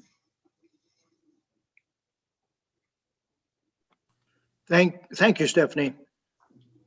Okay, Mark. Sure. Stephanie, I got a long one for you. So this is kind of a three-parter. How would you lead the school district in developing short and long-range strategic, financial, and operational plans? And who would you involve in that planning process? And how would you implement the plans? Okay. I've actually have some experience with that. At Iowa Grant, we did develop a strategic 3-year plan. And in doing that, I asked the CISA director, actually, I'm not sure what his title is as I say that, but the person who runs our CISA, I asked him to come in and lead that process for us. And I think that was really key in it being as successful as it was, because then I was able to kind of sit in the same kind of seat that the board members were in, to participate in those conversations as far as what our vision, mission, and goals were for the district. So having somebody, an outside person, I know that Minnesota School Board Association offers people who do that for a part of their profession. And I think bringing somebody in from the outside is much more beneficial than trying to run that myself, or trying to do it on our own. As far as implementing the plan, I think that, you know, the creating of the plan is kind of exciting. You kind of have this vision. I think that after you've created it, if you, put it on your district website and keep it updated with like regular check-ins with the board to have that accountability that, we were here and now we're here. And just to keep everybody informed that we're still working on this, and to be very clear with, the staff, the board, the community, that these are goals we're working towards, because in sharing that out, I found that there's people within the community that have unique skills or passions, or sometimes it's just money that they're willing to provide for the district, because they too want to see the district successful in accomplishing one or more of the goals that have been set forth. So again, just kind of being collaborative in the implementation and being very clear as far as where we are at towards accomplishing those goals. Okay, thank you. Richard? Okay, my next question is, what does educational equity mean to you? Okay, when I think of equity, I think of like, I don't know if you've heard of the universal design for learning. Um, you, you start with the goal in mind, and then different students are going to reach that goal in different ways, and that's okay. I also think of like a cartoon, and maybe you've seen this one, where there's a schoolhouse with some steps going up to the main doors of the school, and then there's also a ramp. And the custodian, when it snows, um, wants to start cleaning the steps first, but then a student in a wheelchair says, if you clean the ramp first, we all can get in. And to me, that's a lot of what equity is about. It's about providing what students need, and sometimes there's paths to provide what students need that seem like they're best for special needs students, but sometimes they're good for everybody. And providing those opportunities um, when students need them, or just have them available for everybody, I think is a part of equity. It's not about everybody having the exact same, it's about everybody having what they need to be successful. Okay, thank you. And Mimi? A superintendent's leadership style impacts the tone of the organization. What do you consider to be important leadership qualities you would bring to Houston Public Schools?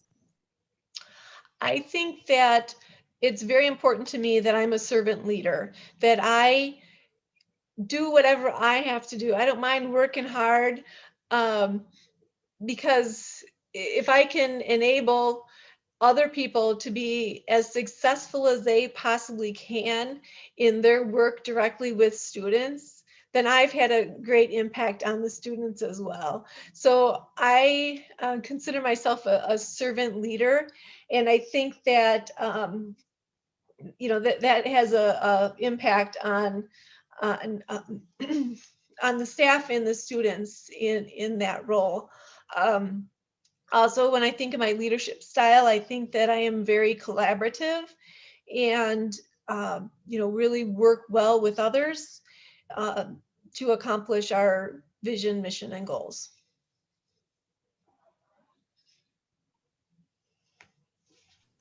Okay, you made it through the gauntlet of questions there. Last question is, do you have any questions for us? I do. First of all, going to the hurricanes, where does that come? Like, where did that come from? Is there any history behind that? And like, how do you cheer your team on? I would be lying to you if I could tell you the history of the hurricane started, but as far as cheering on the team, we have like during football games, we have a weather activity go on, stating that the hurricane's coming, and then they have a hurricane flag go up, those type of things. I don't know. Arlen, do you know where the hurricane symbolism came from? Well, just to let you know, Stephanie, our original mascot was not the hurricane. And it was changed. I can't give you the year. It was probably back in the 40s or 50s. But it's always been difficult due to the fact that there isn't truly a hurricane symbol. And so we've tried very diligently to come up with the best symbols that we could that will display the hurricane. I think it's a very neat name, Houston Hurricanes. I think that by itself is very awesome. Our colors are red and white. We have an accent of silver. It's most of the former students look back and they have a lot of pride in being a Hurricane. And that I think is very important. Yes. And the thing that I like about it, I don't want to bash, Panthers, but I'm a Panther currently. And there's just so many Panthers out there. There's not a whole lot of Hurricanes. Let's admit it. So that's pretty cool, I think.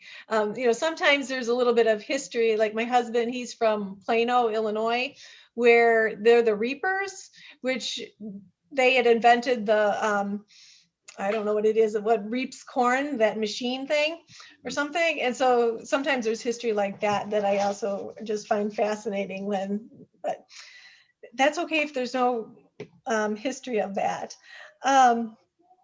Okay, so looking through the information that the MSBA put out in regards to this position and the district, it mentions that both the high school and the elementary school are PBIS schools. What about middle school students? Do they have those expectations as well, or? Well, we have two schools, just the high school and so we don't have a middle school. Okay, so you don't okay. In regards to the virtual academy, where does the staff work? All over Minnesota and other places. I think there's a few that are out of state, if I'm not mistaken. Correct, Mimi? I think we had a couple that moved or something. But there's an office in the high school. So there's a couple of rooms there and a group of people that are in Houston, and then the teachers are all over the state. So do they work from their homes pretty much? Yes. The teachers, yes. Okay. And then do you have any experience as far as how does the principals and the superintendent, do they just kind of pop into their, how do they keep tabs? That sounds bad, but how do they build those relationships when, people are off virtual? I believe the principal gets involved, in whether it be the high school or grade school. John and Angela are communicating with their teachers at all times. Our superintendent communicates with them all the time virtually. Throughout the year prior to COVID, they would have gatherings for the students. We would have a normal graduation, if obviously not now, but in the past we have a big graduation up in Minneapolis for a few hundred kids, so it's pretty exciting. So they have access to what's going on in the classroom as far as monitoring what's going on. Mimi, anything you want to add to that? I think that this year, especially, we tried to implement some best practices. So if, and also some additional help because we had so many new teachers. So we have some extra helpers to help get them up to speed and help them with best practices so that we can take some of those and apply them to all the different teachers. So, and I do know that teachers do meet too, and talk about what's working, what's not working, and we're always trying to improve in the online school as well. They do a lot of collaboration, and I don't mean just to pick out. I mean, if anybody else has anything else to say, they want online. I picked Mimi because she and I have got some past working with the online. I know Jean's part of it now. So if you guys have other inputs, but like Mimi said, we have people that help with the uploading of children, if you want to call it that, getting them set up for school and, you know, make sure they have all the information and what they need. And then, I don't mean this, you know, kind of pass them on to the teachers. So. Yeah, this past year we had, because of so much increase in enrollment, we hired an integrated technologist to work with them to get the new teachers up to par. And then we have mentorships for all the new teachers too, so that they can learn from the experienced teachers, people. And then with our software, we can monitor as well as how the students are going and everything else within the campus. Okay, so Eugene, with the data sheet that MSBA put out, it showed that the enrollment is 2,507. Is that what it is now that, you know, after COVID, like this Yeah. year, or is that? Well, a year ago, before COVID hit, we were running about 1,500, 1,600. Okay. When COVID hit, we went up to over 2,500. Now, this semester, with the schools are getting back in, we have dropped down some. And like, I don't know, Pete mentioned before, that's one of our things we look at in terms of our changing enrollment in there. Okay. The enrollment 70, it changed, especially like Dean was just saying, this year was kind of a odd duck, if you want to say that, because of COVID. We had, like he said, we had like 1,000 kids that jumped on for the opportunity. I think it worked out well for us because a lot of them really enjoy it and they've stayed. Not all 1,000. We did lose some of the kids, but as far as the number of children, it varies throughout the year. Now, for the students who are online students, I'm trying to remember when I was in Minnesota, the students can't participate in their resident district's sports, can they? If they're your students? Well, we had some changes to that. You know, I would be lying to you. I don't want to. I think I can make up an answer and create. I think it's the resident district's choice whether to allow them to or not. Okay. But I don't. But again, do not quote me on that because I don't know for sure. But I do think some districts allow it and maybe some don't. Okay. So Yes. first, sorry. Pete, go ahead. Excuse me, that was correct, Mimi. It is up to the individual district whether they allow them or not. Most of them do allow them to participate in their home district. So do some of the kids who are online and fairly close to Houston, do some of the kids participate in Houston's activities? We have kids in Houston that are taking online classes. We're allocated so many seats a year for our kids because there's online classes, and Mimi and a few of our students, like I know some of Mimi's kids have taken online classes because there's classes available online, whether they be an AP class or, you know, DCA or something. There's opportunities there that our kids would like to take advantage of. So Sure. I want to say we have an average of, what would you say? I think it's like 25, 30, maybe kids or more that take it. Depends on what's out there. And we did have, Well, Court. 2 years ago, we had a family that lived right here in town. They chose to do the online school, and both of their boys that were twins went out for football. Okay, okay. Well, I just see that that would be a great perk for your resident district students to, as a small school district, we struggle with offering all the opportunities we'd like to offer kids, but to have that opportunity online when you can't offer it in person seems like a benefit for everybody. Yeah, it works out really well. For example, we have a lot of languages online that we don't have in brick and mortar. So that's a plus, so Mm-hmm. that's just one example. There's a lot of them, I'm sure. Okay. Well, I guess my last question for you is there any questions that I answered that left you wondering anything about me or anything else that you would like to know about me? Anybody have any other questions? Concerns? No? Well, I it think was we're- very nice to meet all of you, and I really appreciate this opportunity to interview for the superintendency there at Houston School District. Thank you, Thank you Steph.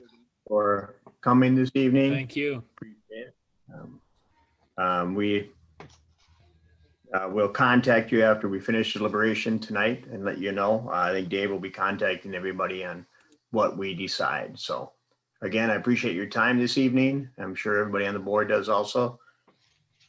So we'll Thank talk to you. you. Thank you, Steph. Okay, I'll go ahead and log off. Bye-bye. Thanks. Bye-bye.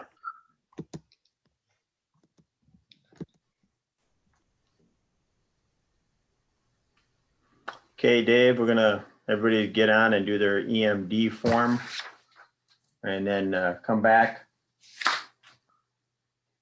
Yeah, I would say that we should come back right about, I don't know, 6:50 or so. Would that That be? works. Everybody okay with that? Actually, Hey, that's Barb. pretty quick. We need some Too quick? time Okay. to consolidate all your EMD results. And when I get those, I'll send them to Corinne to send to the full board. So we had planned for about a half-hour break in Half order to hour, get that okay. done into you. Could we reconvene at maybe 5 minutes after 7? Yeah, that's 7:05, okay. Okay. 7:05. Gotta make sure you're on right about that time. So thanks. See you at All right, 7:05. Thank you. Great job, everybody. Thank you.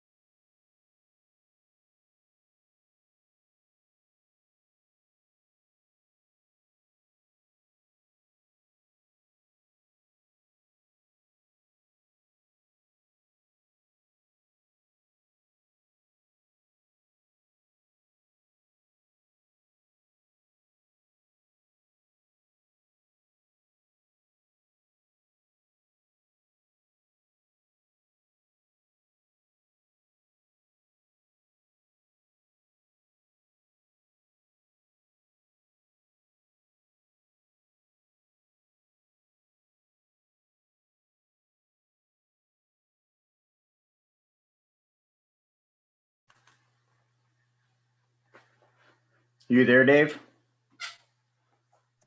Yes, I am. Okay, Yep, I'm here. okay. Corinne just let me know that she emailed out all the information for everybody. Okay, My camera keeps going on and off, so. okay. The EMD information, Yes. that's good. So it was on. If they haven't gotten it, they should have got an email about it. Okay. Shut my phone off. I believe that Barb is gonna just to hit the highlights with that. That's my understanding. Okay. Well, I just want to make sure that everybody got the information. So if they didn't, let Corinne know. She's listening in the background, I believe. Okay.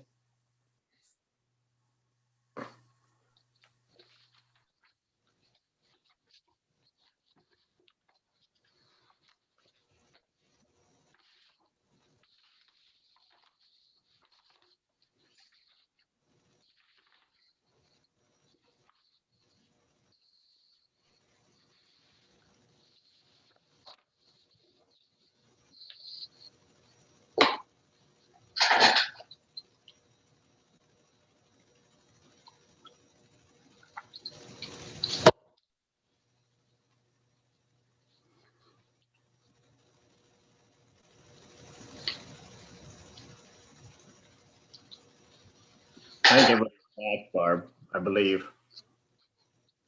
I'm sorry, I didn't hear that. I said, I think everybody's back. Okay, great. So let me think, is Mark on? Maybe I misspoke there. There he is. I'm here. Oh, okay, he's here now. You should have gotten the information Corinne sent out. Did anybody not get the information from Corinne? She sent out 2 emails. One with round questions, correct? And one's with the EDM results that Barb so kindly provided for everybody.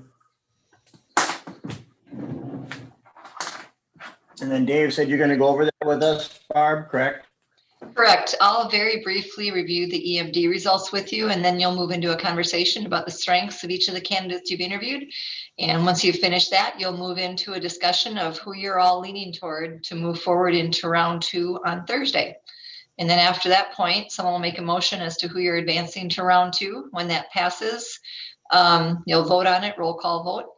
And then we will move into a brief discussion about Thursday, just to make sure everyone's final on the questions and the schedule and the stakeholder input. So that's the remainder of the meeting tonight. If anyone has any questions before we get started. All right, we're good to go? Yep. All right. First of all, I want to congratulate you on concluding your round 1 interviews for the position of superintendent. You did an excellent job. I thought the audio and the video worked really well. The way you asked questions worked really well. The way you answered questions from candidates was great to see the collaboration and the interaction amongst the board. So well done, and thank you. I'm not going to review the EMD form in detail. I'm not going to talk specifics. We're not going to rank the candidates or anything like that. All I'd like to do is point out a couple of things as to how you can use this form as one of the tools in your toolbox for making your decision. There's really 2 things to look at on the EMD form. The first thing to look for is how many E's did the candidates receive. The more E's, the better, because that means they exceeded your expectations. This form represents all 7 of you individually, how you rated every single answer to the questions. So collectively, the more E's, the better, because that's how many E's you as board members gave them for answering their questions in an exceedingly good way. On the flip side, the more D's does not meet, the worse. Because if someone did not meet your expectations, that means that you felt they did not answer the question very well. So if you're looking for patterns on this form, try to look for the amount of E's someone has, conversely flipped with the amount of D's that they have. Meet expectations, obviously being in the middle, is sort of a catch-all. So the other two are where you're going to see the trends. Please don't use this as a mathematically, statistically significant way to choose your next superintendent. It is, again, simply one tool. So if you've looked at this already, you've probably seen some patterns on here. Keep in mind that there's a margin of error on either side, because to some degree, you make those subtle gut calls as to whether you're going to give someone an E or an M. So if someone's really close within a couple of points, that's basically about the same as well. So again, statistically, please don't put all your eggs in the EMD basket, but hopefully this is helpful for you to see where your fellow board members responded in terms of the 4 semifinalists that you just interviewed. So are there any questions on this before we move into Tom facilitating a conversation around strengths of the candidates from anyone? Great. And I want to thank you very much for getting your responses online in the EMD form as quickly as you did. Joel pulls together the results for us, and he was able to do that very quickly because of how prompt you as board members were. So thank you very much. Tom, I'm going to turn it back over to you for the rest of the discussion. Oh, thank you. All right. So, I suppose, and you can correct me if I'm wrong, Barb, we should probably just go through the the first interviewer all the way through, and let's kind of discuss as we talked about earlier, their positives, strengths. Obviously, we don't want to point out weaknesses because that's not what we're looking for. We're looking for, who would make the best superintendent for the district. So we can kind of go around the room on the first candidate. If you have specific positives you want to speak on, we can start anywhere. I suppose we could start with, he's the first one on my list next to Barb. Sorry, Mark. But you want to talk about as far as Mary on her positives? Sure. Geez, going through all that stuff, it's kind of hard to remember, but I did write some points down. I think she was very personable.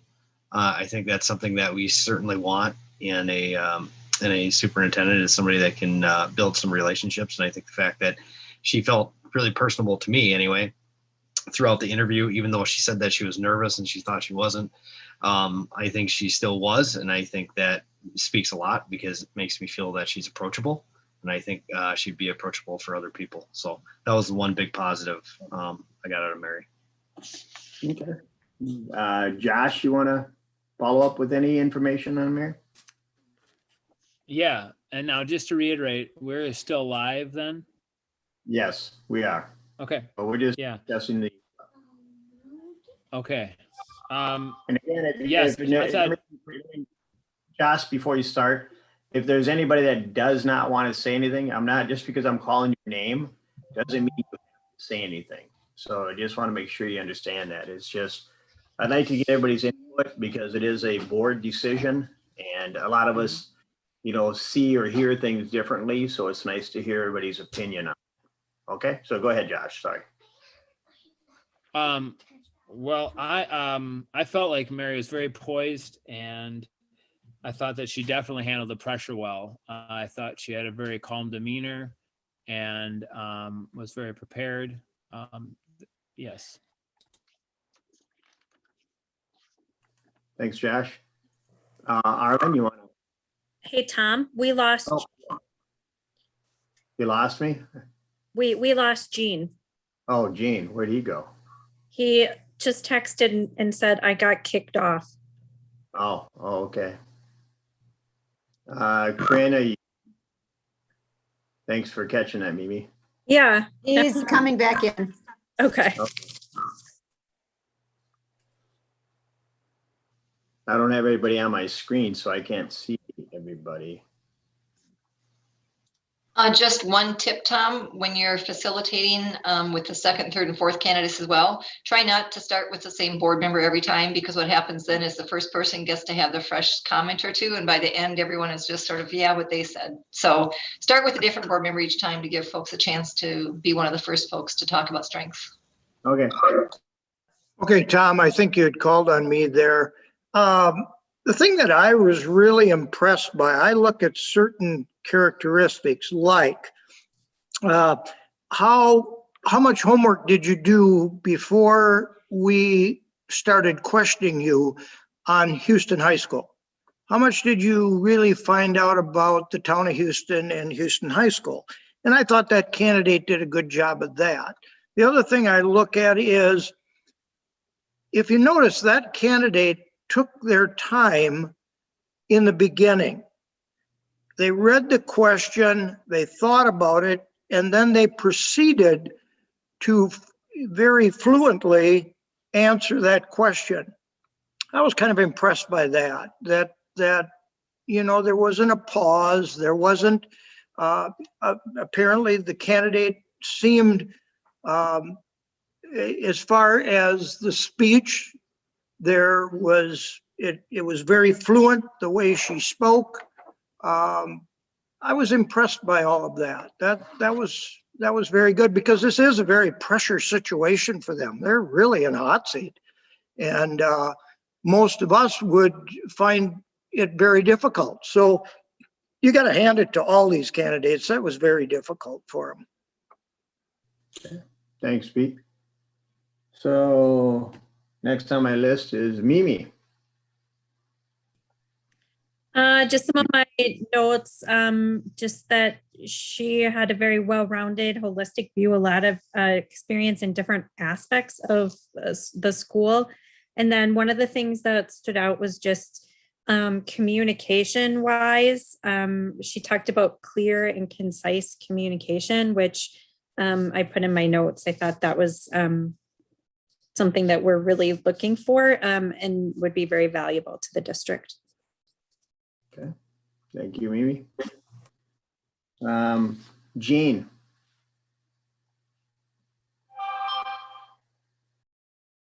Sorry, I got kicked off. My internet went down a second. I got her back up now. We're talking about Mary, right? Okay. Yeah. She's very calm. I mean, and composure was really nice and everything as well. And she answered everything. I mean, like Mimi said, she does have the different experience. She's gone through the different ones and everything. She, in terms of knowing the area and being down here in Caledonia and everything, and working with the different schools and our school and the contracts that we've had with them and everything else. So she has a lot of positive things to bring to us that would get her running right up and running right away with the community. Hey, thanks, Gene. Richard, do you have anything to add? Yeah, she was very, very poised, very calm, very relaxed. The questions, you know, didn't seem to throw her off at all. Her answers were very, very fluid, very precise. You know, like it seems like she really did her homework on looking at the school district and the area, and she had some history in the area and stuff. And she just, her personality, yeah, it seemed like she was somebody you could just walk up to on the street and have a decent conversation and be constructive and collaborative on things. So yeah, very, very nice. Okay. Yeah, and I felt similar on a lot of those things. I think some of the strong points were, again, she knows the area. They utilize a lot of similar products, whether they be Schoology and you know, they have their own bus system, which I think is because we have that, which very few schools have, that she's worked with.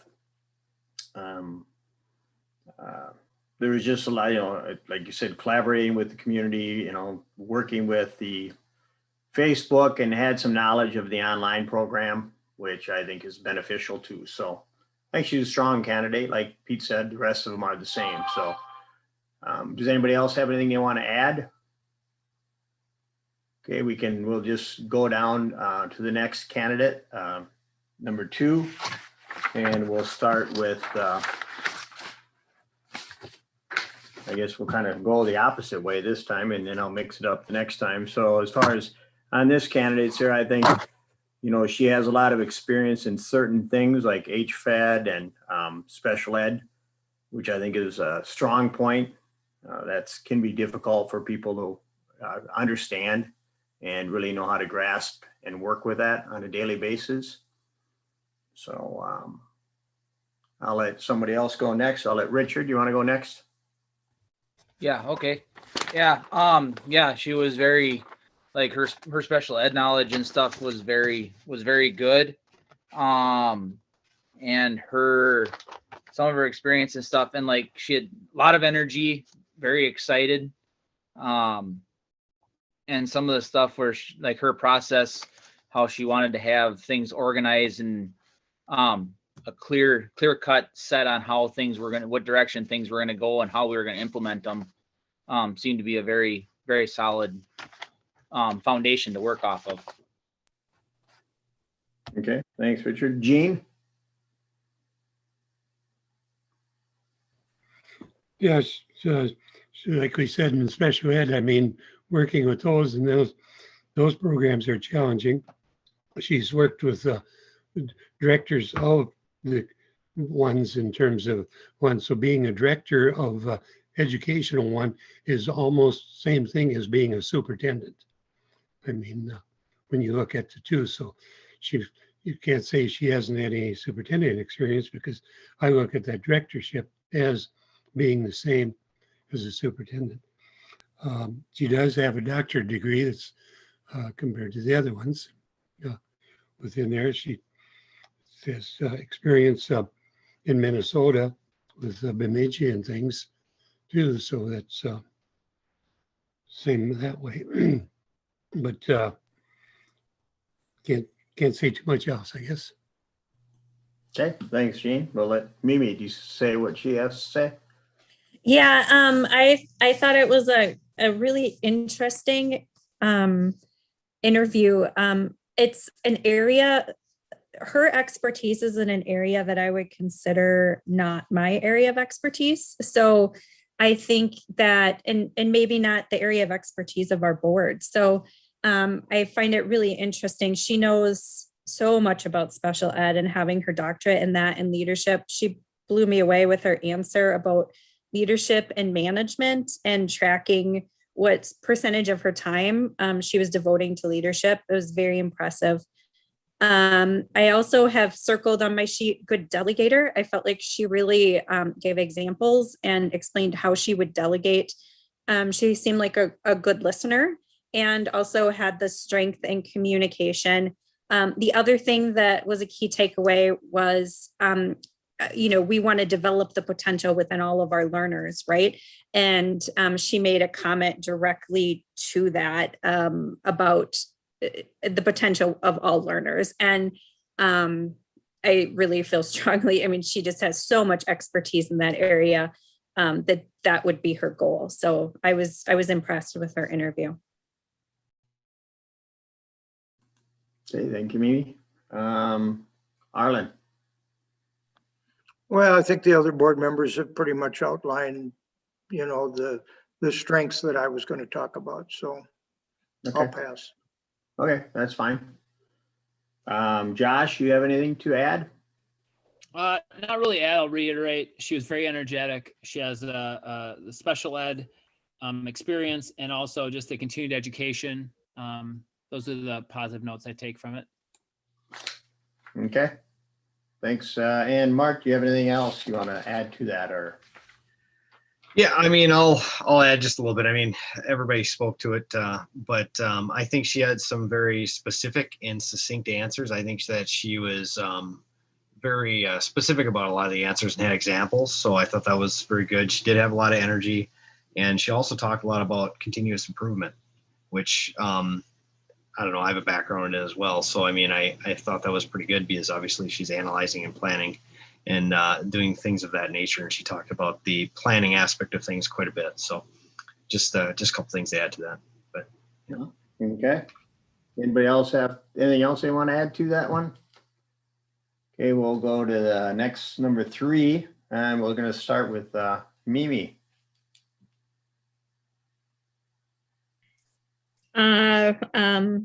I hadn't even flipped my page yet. So, look, so he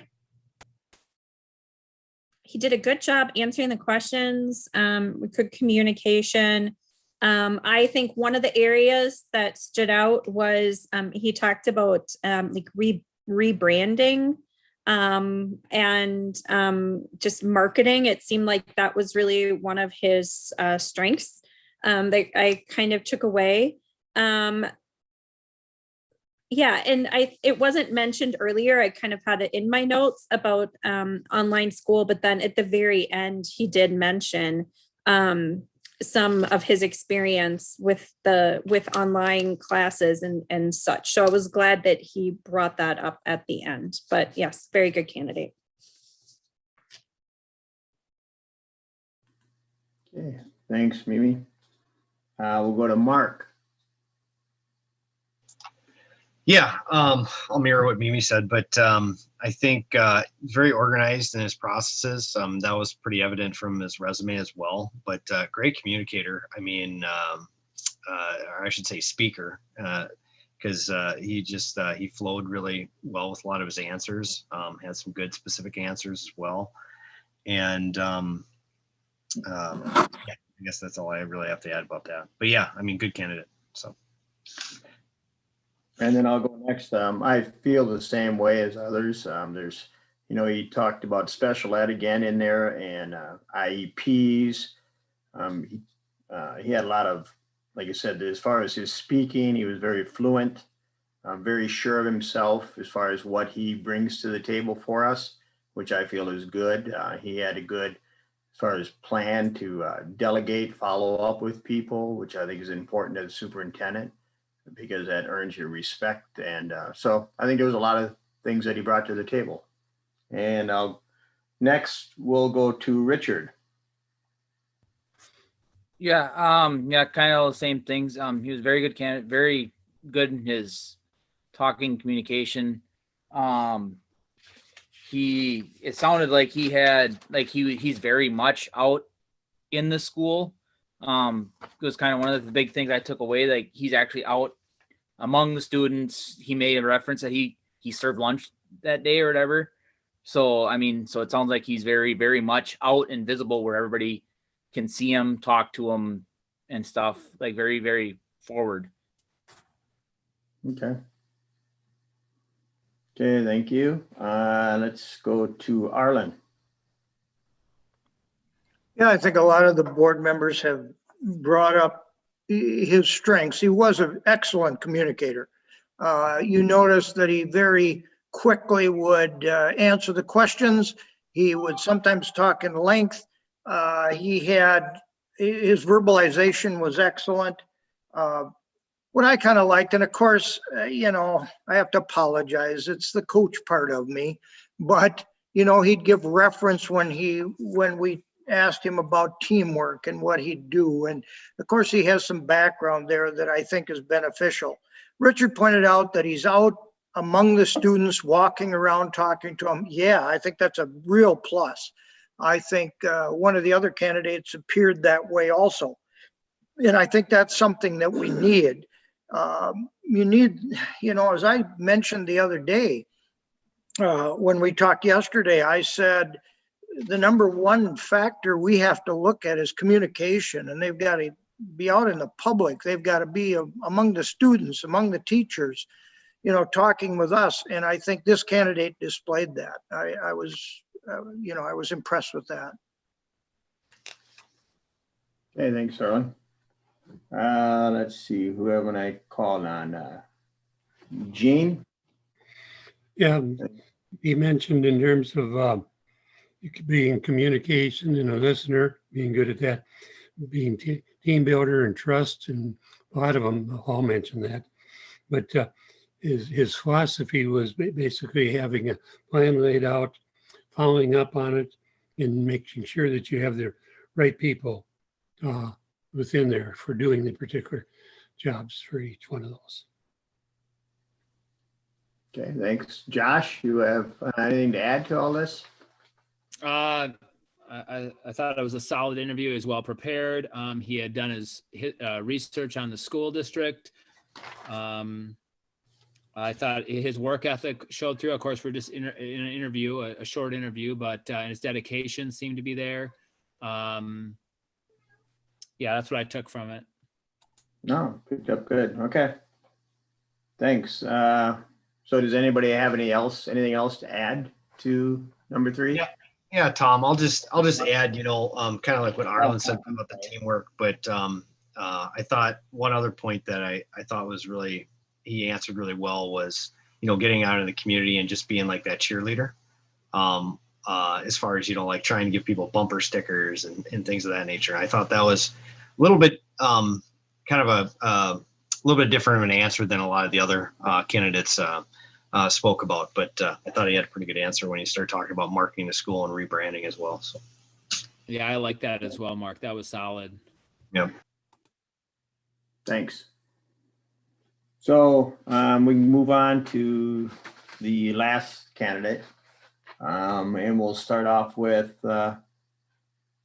Gene. Okay. This candidate does have superintendent experience, so it probably has more understanding of budgets and contracts than some of the other ones. Looking at the resume and everything, I was impressed in terms of the work up to Bemidji that she did in the school, and the way she worked with the superintendents up there to understand each of these. Does have some special ed experience working that as well, but just let me check each one. I thought the questions she asked at the end were very good, and wanting to know about our hurricane and the other things and understanding that. Did a lot of follow-up and looking at our webpage and trying to understand our system with the online and the brick and mortar schools and everything. Okay, thanks, Gene. Josh, you want to add to that? Well, she seemed very approachable. She also has the experience, and yeah, I think that she would definitely greet the community well. Okay. Richard? Yeah, kind of what Josh said. She seemed very, very approachable. Like she'd be very good in the community. Someone like she has a little bit of special ed, and she's had some other group jobs and stuff or positions where she was to kind of move up the ladder and stuff. So she seemed to have a very good background. She seemed good with another one was talking about like the school pride and asking about the hurricane and stuff like that. Like she seemed like she did a lot of real good checking on the school district and stuff before she came in, that she was well prepared, and her questions at the end there were very well prepared. Okay, thank you. Arlen? Yeah, I found it interesting. She had gone to school or had taught up in the Bemidji area. I started college up there, and I see she wanted to move closer to her family. She also brought up a beautiful area here. That's kind of what brought me back too. So we were kind of on the same page there. She has great background in special ed. I think if the board were looking for somebody in that area, that a strong person, I think that is her forte. That's what she's very, very good at. And it was kind of neat the way but again, in defense, she was allowed the time to ask as many questions as she did at the end. And I thought that was kind of unique. She was able to ask a lot of questions and, pick our brains as to some things that she wondered about. And I thought that was kind of neat. Okay, Thanks. Mark, did I already ask you? Nope. I think she had a pretty good, well-rounded experience. I mean, she said that she taught K through 12, as well as, obviously being in a superintendent position now. So, I mean, she's got pretty good breadth of experience. As well as I agree with Josh. I think she was pretty personable as well. So again, good to be approachable, especially when you're talking about that type of position. So within the community, that's all I have to add. Okay, Mimi. I thought she did a great job in her interview. I think that her being an existing superintendent, really, it was a different sort of interview. She could use real examples. My tricky one about contracts that was maybe poorly worded, she just, hit that one out of the ballpark. She's got tons of contractual experience, tons of superintendent experience. She also has the special ed experience, and as the interview progressed, I could just see her as a superintendent that can just come in and just start running things right away. She just has a bit of experience that would help her with that, just to hit the ground running. Okay, well, and again, I think everybody hit on all key points on each one of these superintendents. I think she obviously brings, like you said, Mimi, a lot of experience. I liked some of the things she talked about, that Friday file thing. I know that is I like that. We brought that in early on a few years back with one of our past superintendents, and keeping everybody on the same page as far as what's happening in the school. To me, helps keep the school in line, as everybody kind of knows the direction we're leading, not just the school board, but the rest of the administration. And again, Mimi, you mentioned the contracts, which I think is a good thing. Work the plan the work, work the plan, I guess, is what she was talking about during that. And again, the special ed. So does anybody else want to bring up anything on the forecast? I think all four were. I think Barb mentioned this at the beginning. We were lucky to have those four. I think all four were very good candidates. It's we got to narrow it down. Do we want to bring in two of them for another interview, or what are you guys thinking along that line? Does anybody have any? Well, I think, Tom, one thing, if you look back at our score sheets, I think that's something that we have to bring to the forefront here. And in the score sheets, it appears that two of the candidates seem to kind of come forward a little beyond when we look at the entire four. And I think we need to be very blessed by the fact that we have some very enthusiastic candidates that want to come here. This is a small school, and I'm very impressed that we have the opportunity here now to pick from this group. And I think, if we look at those numbers, they speak for themselves, because that's how we as a group graded it. And so maybe we should pay close attention to that. Well, I know Barb mentioned at the beginning that there's just one aspect of it. I agree with you that that's kind of what we all feel.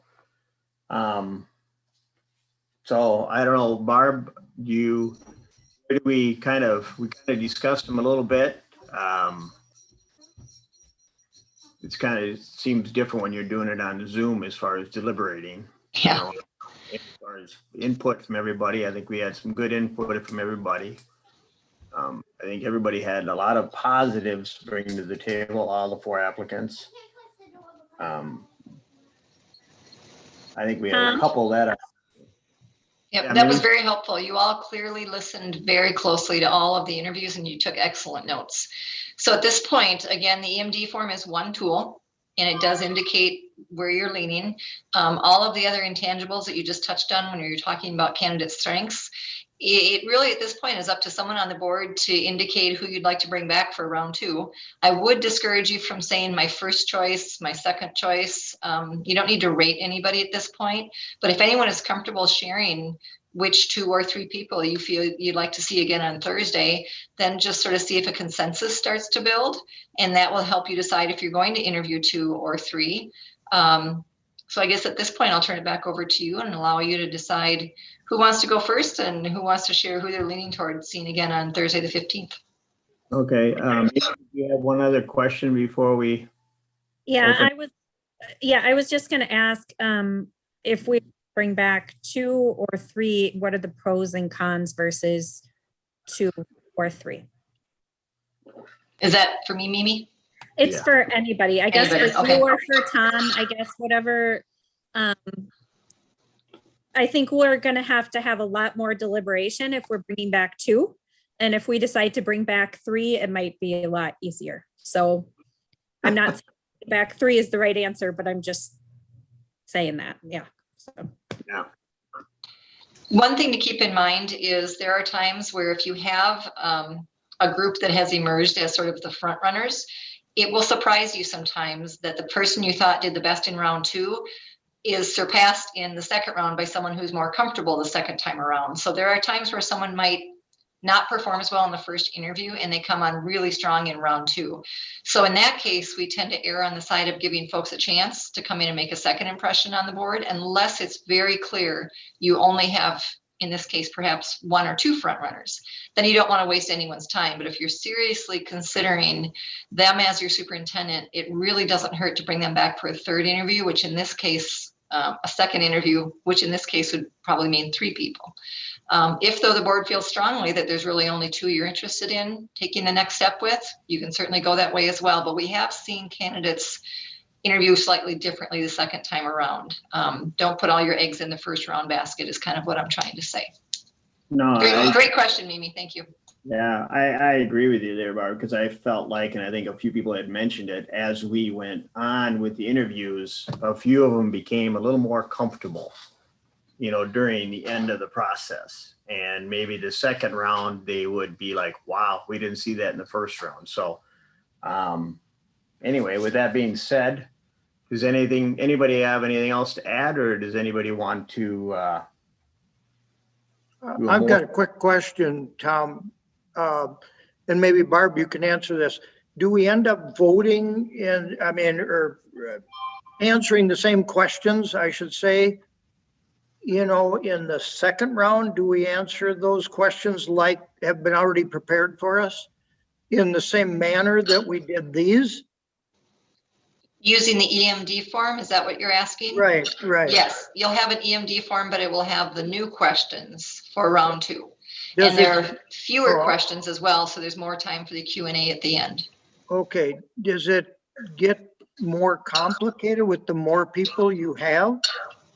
No, not necessarily, no. Sometimes there are simply 2 or 3 really strong candidates that score similarly to one another in round 1 and again in round 2. Okay. So it'll come down to your conversation about strengths and what the best fit for Houston is. And you want to pull out those hiring criteria again to look at those. Thursday night, the deliberation can take a long time if you have a strong pool. So looking at the hiring criteria is really important. And then also looking back at your stakeholder report. I know we mentioned that again last time, but the stakeholders had a chance through the survey to provide you all sorts of input. And then on Thursday, you'll have 12 additional stakeholders providing feedback on your finalists as well. So there'll be a lot more to consider on Thursday night, the EMD form, the reference check report from Tom as chair, and a summary of the audience feedback and your discussion of their strengths. So there's more to talk about, but I don't know if I'd say it's more complicated. I would say it does go deeper though. It goes deeper, Pete. Did that answer your question? Yes, I think it did. Yeah. So Tom, I would like to make a suggestion that we bring back 3 people. Yes, I think we should bring back 3. I don't know how we talk about which 3, but I would like to bring back 3. Well, we just basically you say like I move to extend an offer for the second round interviews for Houston secondary, for the following candidates. I wouldn't quite make a motion yet. I'd wait to see where the board is leaning Oh, okay. first and see if there's a consensus you can build. And someone asked me this in a different interview. Do you make a motion one person at a time? You can do that. 99% of the time, though, once you've each had a chance to weigh in on who you'd like to bring back, and you can say their names at any point. Maybe feel free to share and say, these are the three I'd like to bring back. What does someone else think? And if there is discussion and dialogue and you have that consensus, then someone can make that motion and you approve them on just one fell swoop, everybody. But if for some reason it's a really close race and you want to vote them on individually, you could do that as well. That's an option for you. Okay. So, Well, I agree with you. I have three that I would look at, but I'll let someone speak up. I'll speak up. I would suggest that we bring back three as well, and that be Mary, Kevin, and Stephanie. I guess I'll speak up. I'd like to bring back just two, and that would be 1 and 3. Okay, Richard? Yeah, I'd like to bring the three back. The Mary, Kevin, and Stephanie. Okay. Josh, Gene? I would, I'll speak. Oh, Go ahead, Gene.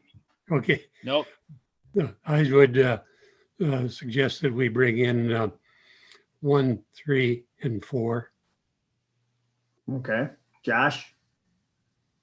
I feel lucky that these are all 4 qualified candidates. But for me, I'm with Pete. I saw 2 people rise above. I saw 2 different personalities. I think for the process of elimination and just to get down to the nitty gritty, I would bring back Mary and Kevin. So where are we at here? I haven't said what 3 I wanted. Yeah. So I would like to bring back Mary, Kevin, and Stephanie. I agree with Richard and Mark. I think that the benefit, by the way, I think Sarah was a spectacular candidate as well. But as Stephanie has both the special ed and the superintendent experience, so I think she brings something different to the table than the other 2 candidates, which I think is something that is worthy of that additional interview and those additional questions. So at this point now, we have 4-2 on bringing back 3. So we're kind of leaning. I mean, I would have to agree. I mean, I don't want to say I agree per se with Mimi, but I do. I mean, I think that we have 3. We have 4 good candidates, and we're fortunate, like Pete said, to have all 4 available to us. But I think 3 of them, I felt that Mary, Kevin, and Stephanie all stood out. I felt that Stephanie felt a little more comfortable at the end of her interview as opposed to the beginning. I mean, I think Mary's strong. Kevin, I mean, I'd like to see him a second time, is what I'm saying. So I know Josh would like to just get it done and over with, but I think a second interview would help us to finalize it, and that would give people in the community also have some input that we would see, and the questions would help us. Well, majority carries. I think someone should probably make the motion, and then we can set our schedule and move forward. Barbara, I have a question. We're kind of making these generalizations here without the community input. Is that right for us to be doing, or should we be waiting for the community input to make our decision? I guess I feel like, hopefully they've been watching and they've been aware of everybody here, but we're kind of making some judgments here prior to them. Could you advise us on that? So Pete, I think I can actually answer that one. That's the reason why I'd like to bring back 3, because this next interview is what Josh has arranged for people to listen in and provide feedback to us. And so I would like them to provide feedback on all three and get that community input at that point. So that's really where, and people are obviously listening online, but Thursday is where they attend, correct, Barb? Or they'll listen and provide their feedback to MSBA. Correct. And it is very, very typical, Pete, for the board to make the decision, particularly in the first round, entirely on the board's shoulders. You are the only ones who've seen all of the applications. You've seen the full applications, the letters of or the letter of references, the cover letters. You've seen all of that, and stakeholders have not. You've also seen the stakeholder report from the survey that first went out, so you have that information to refer back to as well. So at this point, it's very typical for the board to make, especially that first cut per se, and decide who you would like the stakeholders to dig deeper into and provide feedback on those finalists. And that's usually why we have it in the second round rather than the first round. When you're really down to that nitty gritty where the rubber meets the road and you have to make a choice, that's where the stakeholder input can be very, very helpful for the board on your specific finalists.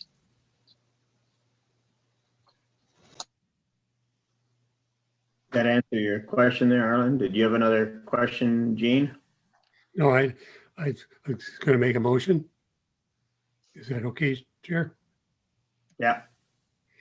I move to extend an offer for second round interviews for the Independent School District 294 Superintendency to the following candidates: Mary Morum, Kevin Babcock, and Stephanie Hubbard. We have a motion. Do we have a second? I'll second that. Okay, we got a second. Discussion. I think we're all in agreement that a big part of the second interview is going to be the community input. So, and like Barb said, make sure we do our research. I want to be doing some calls, so there'll be some other stuff coming on. So any other further discussion? We'll do a roll call vote. Arlen? Boy, this is a tough one. I guess I'm going to hold to what I originally looked at is two in the voting of everybody and the way they conducted themselves. I felt two of them stood out above the others. So I'm going to hold true to that, which means that then I have to answer no. Okay. Josh? Aye. Mimi? Aye. Gene? Aye. Richard? Aye. Mark? Aye. Okay. There you go, Barb. Did you vote, Tom? Aye. Okay. All right. Congratulations. You have selected 3 finalists to come back on Thursday for round 2. Just a couple of housekeeping items. When we're done this evening, Dave will call all 4 folks and let them know and refer them to an email that'll be coming their way where they can schedule their time slots for Thursday. I've got a press release almost ready to go. I'll send that press release to Ann and copy Tom on it so you can distribute that about your finalists at any point. I'll do that this evening. As far as the follow-up questions, did you get round 2 questions from Corinne? So I just wanted to double check. These are the questions you discussed the last time. You added 3 more, which are in here. You have a total of 13 questions. That's a really great number for round 2. Most candidates will wrap this up within a half hour to 45 minutes and should have time to then ask you a lot more questions in the back and forth at the end of the interview. So are you comfortable with these round 2? And if so, I will get them dumped into another EMD form. I'll send you a new EMD link. Probably I'll wait till Thursday to send it so that you'll have it in front of you Thursday for the interviews. Any thoughts on the questions, or can we go ahead with these as they are? So there's 13 right? There are 13. There'll be 16 on the EMD form simply because of those first 3 questions being school board use only. Okay. Does anybody have any questions? A different Zoom link? Same Zoom link? A question for Corinne. I don't have the answer to that one. I will have Ann Josh send out the link to make sure we're all up to date. It'll probably be the same one, but I'll have Ann resend it just to verify. It will be a Question different for Zoom Corinne. I link. don't have the answer to that one. It'll be a different Ken just said. I heard my echo on Corinne's. Oh my, Corinne, you have that awful echo thing going. So if it's a different Zoom link, and that's what I heard, a different Zoom link, could you get that to me as well to share with the stakeholders? That way you don't have to send it to stakeholders, or would you prefer they watch on that other Zoom link and live stream? I'll let you sort that out and let me know. But one way or the other, I'm communicating with stakeholders about Thursday. So whatever link you need them to use, send it my way and I'll share it. Okay. Okay, and then Barb and I need to talk some more about my responsibilities next couple days. Yes. So the questions are good to go. I didn't see any objections to those. We'll put those in an EMD form. The schedule, I also had in that email, that's good to go. You will be meeting at 5:25 on Thursday. First interview at 5:30. 5:30, 6:45, and 8.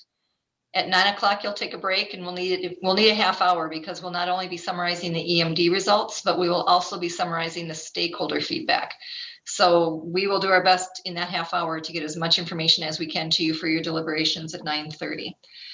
Also, in the meantime, Tom is going to be making some reference check calls on behalf of the board. Tom, I'll send you an email tonight with some suggested questions you could ask the references.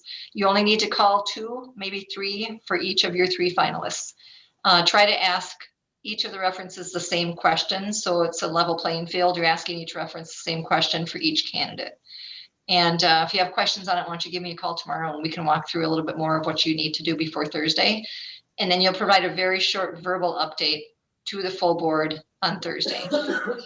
You'll do the same thing on Thursday deliberations you did tonight with all of those additional things, where the first thing we'll do is take a very quick look at the EMD form. And then you'll move into talking about each candidate in order. So whoever interviews first, you'll talk about their strengths. And then Tom will give maybe a minute or 2 update on his reference check calls. And then I'll give you a brief update on the stakeholder feedback on strengths and opportunities for growth. You'll also have that in an email so you can look at it, stakeholder feedback from us as well. Then you'll talk about the next candidate. Did we talk about strengths? Yeah, we open with strengths, references, stakeholder feedback. And then the third candidate, strengths, references, stakeholder feedback. And then you deliberate much like you did tonight. And you did a great job tonight. So I know you're going to do a great job Thursday as well, but I'll tell you, it's tougher. When you are identifying a lone finalist instead of a top 2 or 3, there's a lot more dialogue sometimes because, again, with a strong pool, it can be a real challenge. Go ahead. So we're going to have the first interview at 5:30, and that will last approximately half hour, you said? 1 hour, and then there's a 15-minute break. And then we'll have a break. So we won't go over each candidate till the end like we did tonight, correct? Right. Starting at 9:30, we'll do the EMD form first, and then each candidate one at a time. Okay. Yep. Have you discussed the negotiations process any further? Because at some point, someone, probably Friday morning, Thursday night is going to be a little late, but someone's going to want to reach out to your lone finalists and begin negotiations. Did you clarify how you're going to do that? We haven't yet. I talked to Gwen as far as getting set up now, because that's kind of what we start our bases on.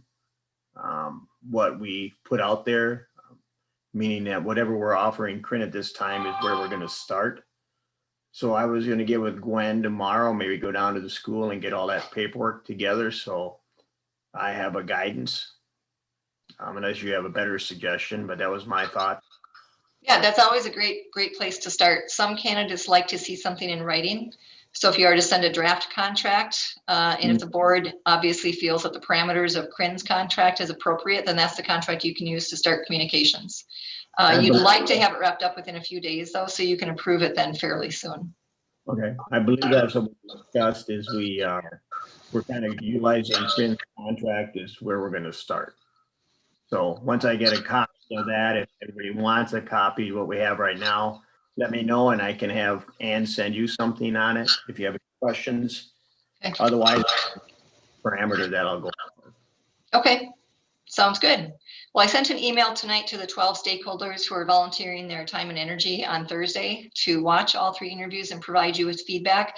I've asked them to practice using the link just like yours. They do not have the EMD link, in case you're asked. They have a different form that asks them to list at least 1 strength up to 3, at least 1 area of opportunity where they could grow up to 3. And so it's a different form. And so I've asked them all to practice on that. And then I will on Thursday morning send them the final link, which will be different than your link. Also the link to watch the interviews as well. So I in advance want to thank those folks. Josh, I want to thank you as well for getting those people involved. I think it's a really nice way to conclude your search, to have those representatives listening and evaluating and providing you feedback so you can make the best decision possible for Houston. But that is all that I have tonight. Unless people have additional questions, we'd be happy to answer them. And then Dave's going to get on the phone here pretty quick. Anybody have any questions? Okay, so do we have a motion to adjourn? Wants to go home? Make a motion to adjourn. Okay, I'll Mimi, I'll second. Mark seconded it. Okay, any discussion? Thanks everybody for tonight for participating. I know it's a lot of time on that you're taking out of your day to do this, so it's appreciative. Anyway, we'll make a roll call vote. Richard, Aye. Gene, Aye. Arlen, Aye. Mark, Aye. Mimi. Aye. I think I got everybody. So we're adjourned. Have a good night, everybody. See you in a couple days. Good night, everybody. Great job. Thank you. Great job tonight. Great job. Thank you. We don't need to talk at all, do we, Dave? I don't think so. If I have something, I'll get back to you though. Okay, thanks.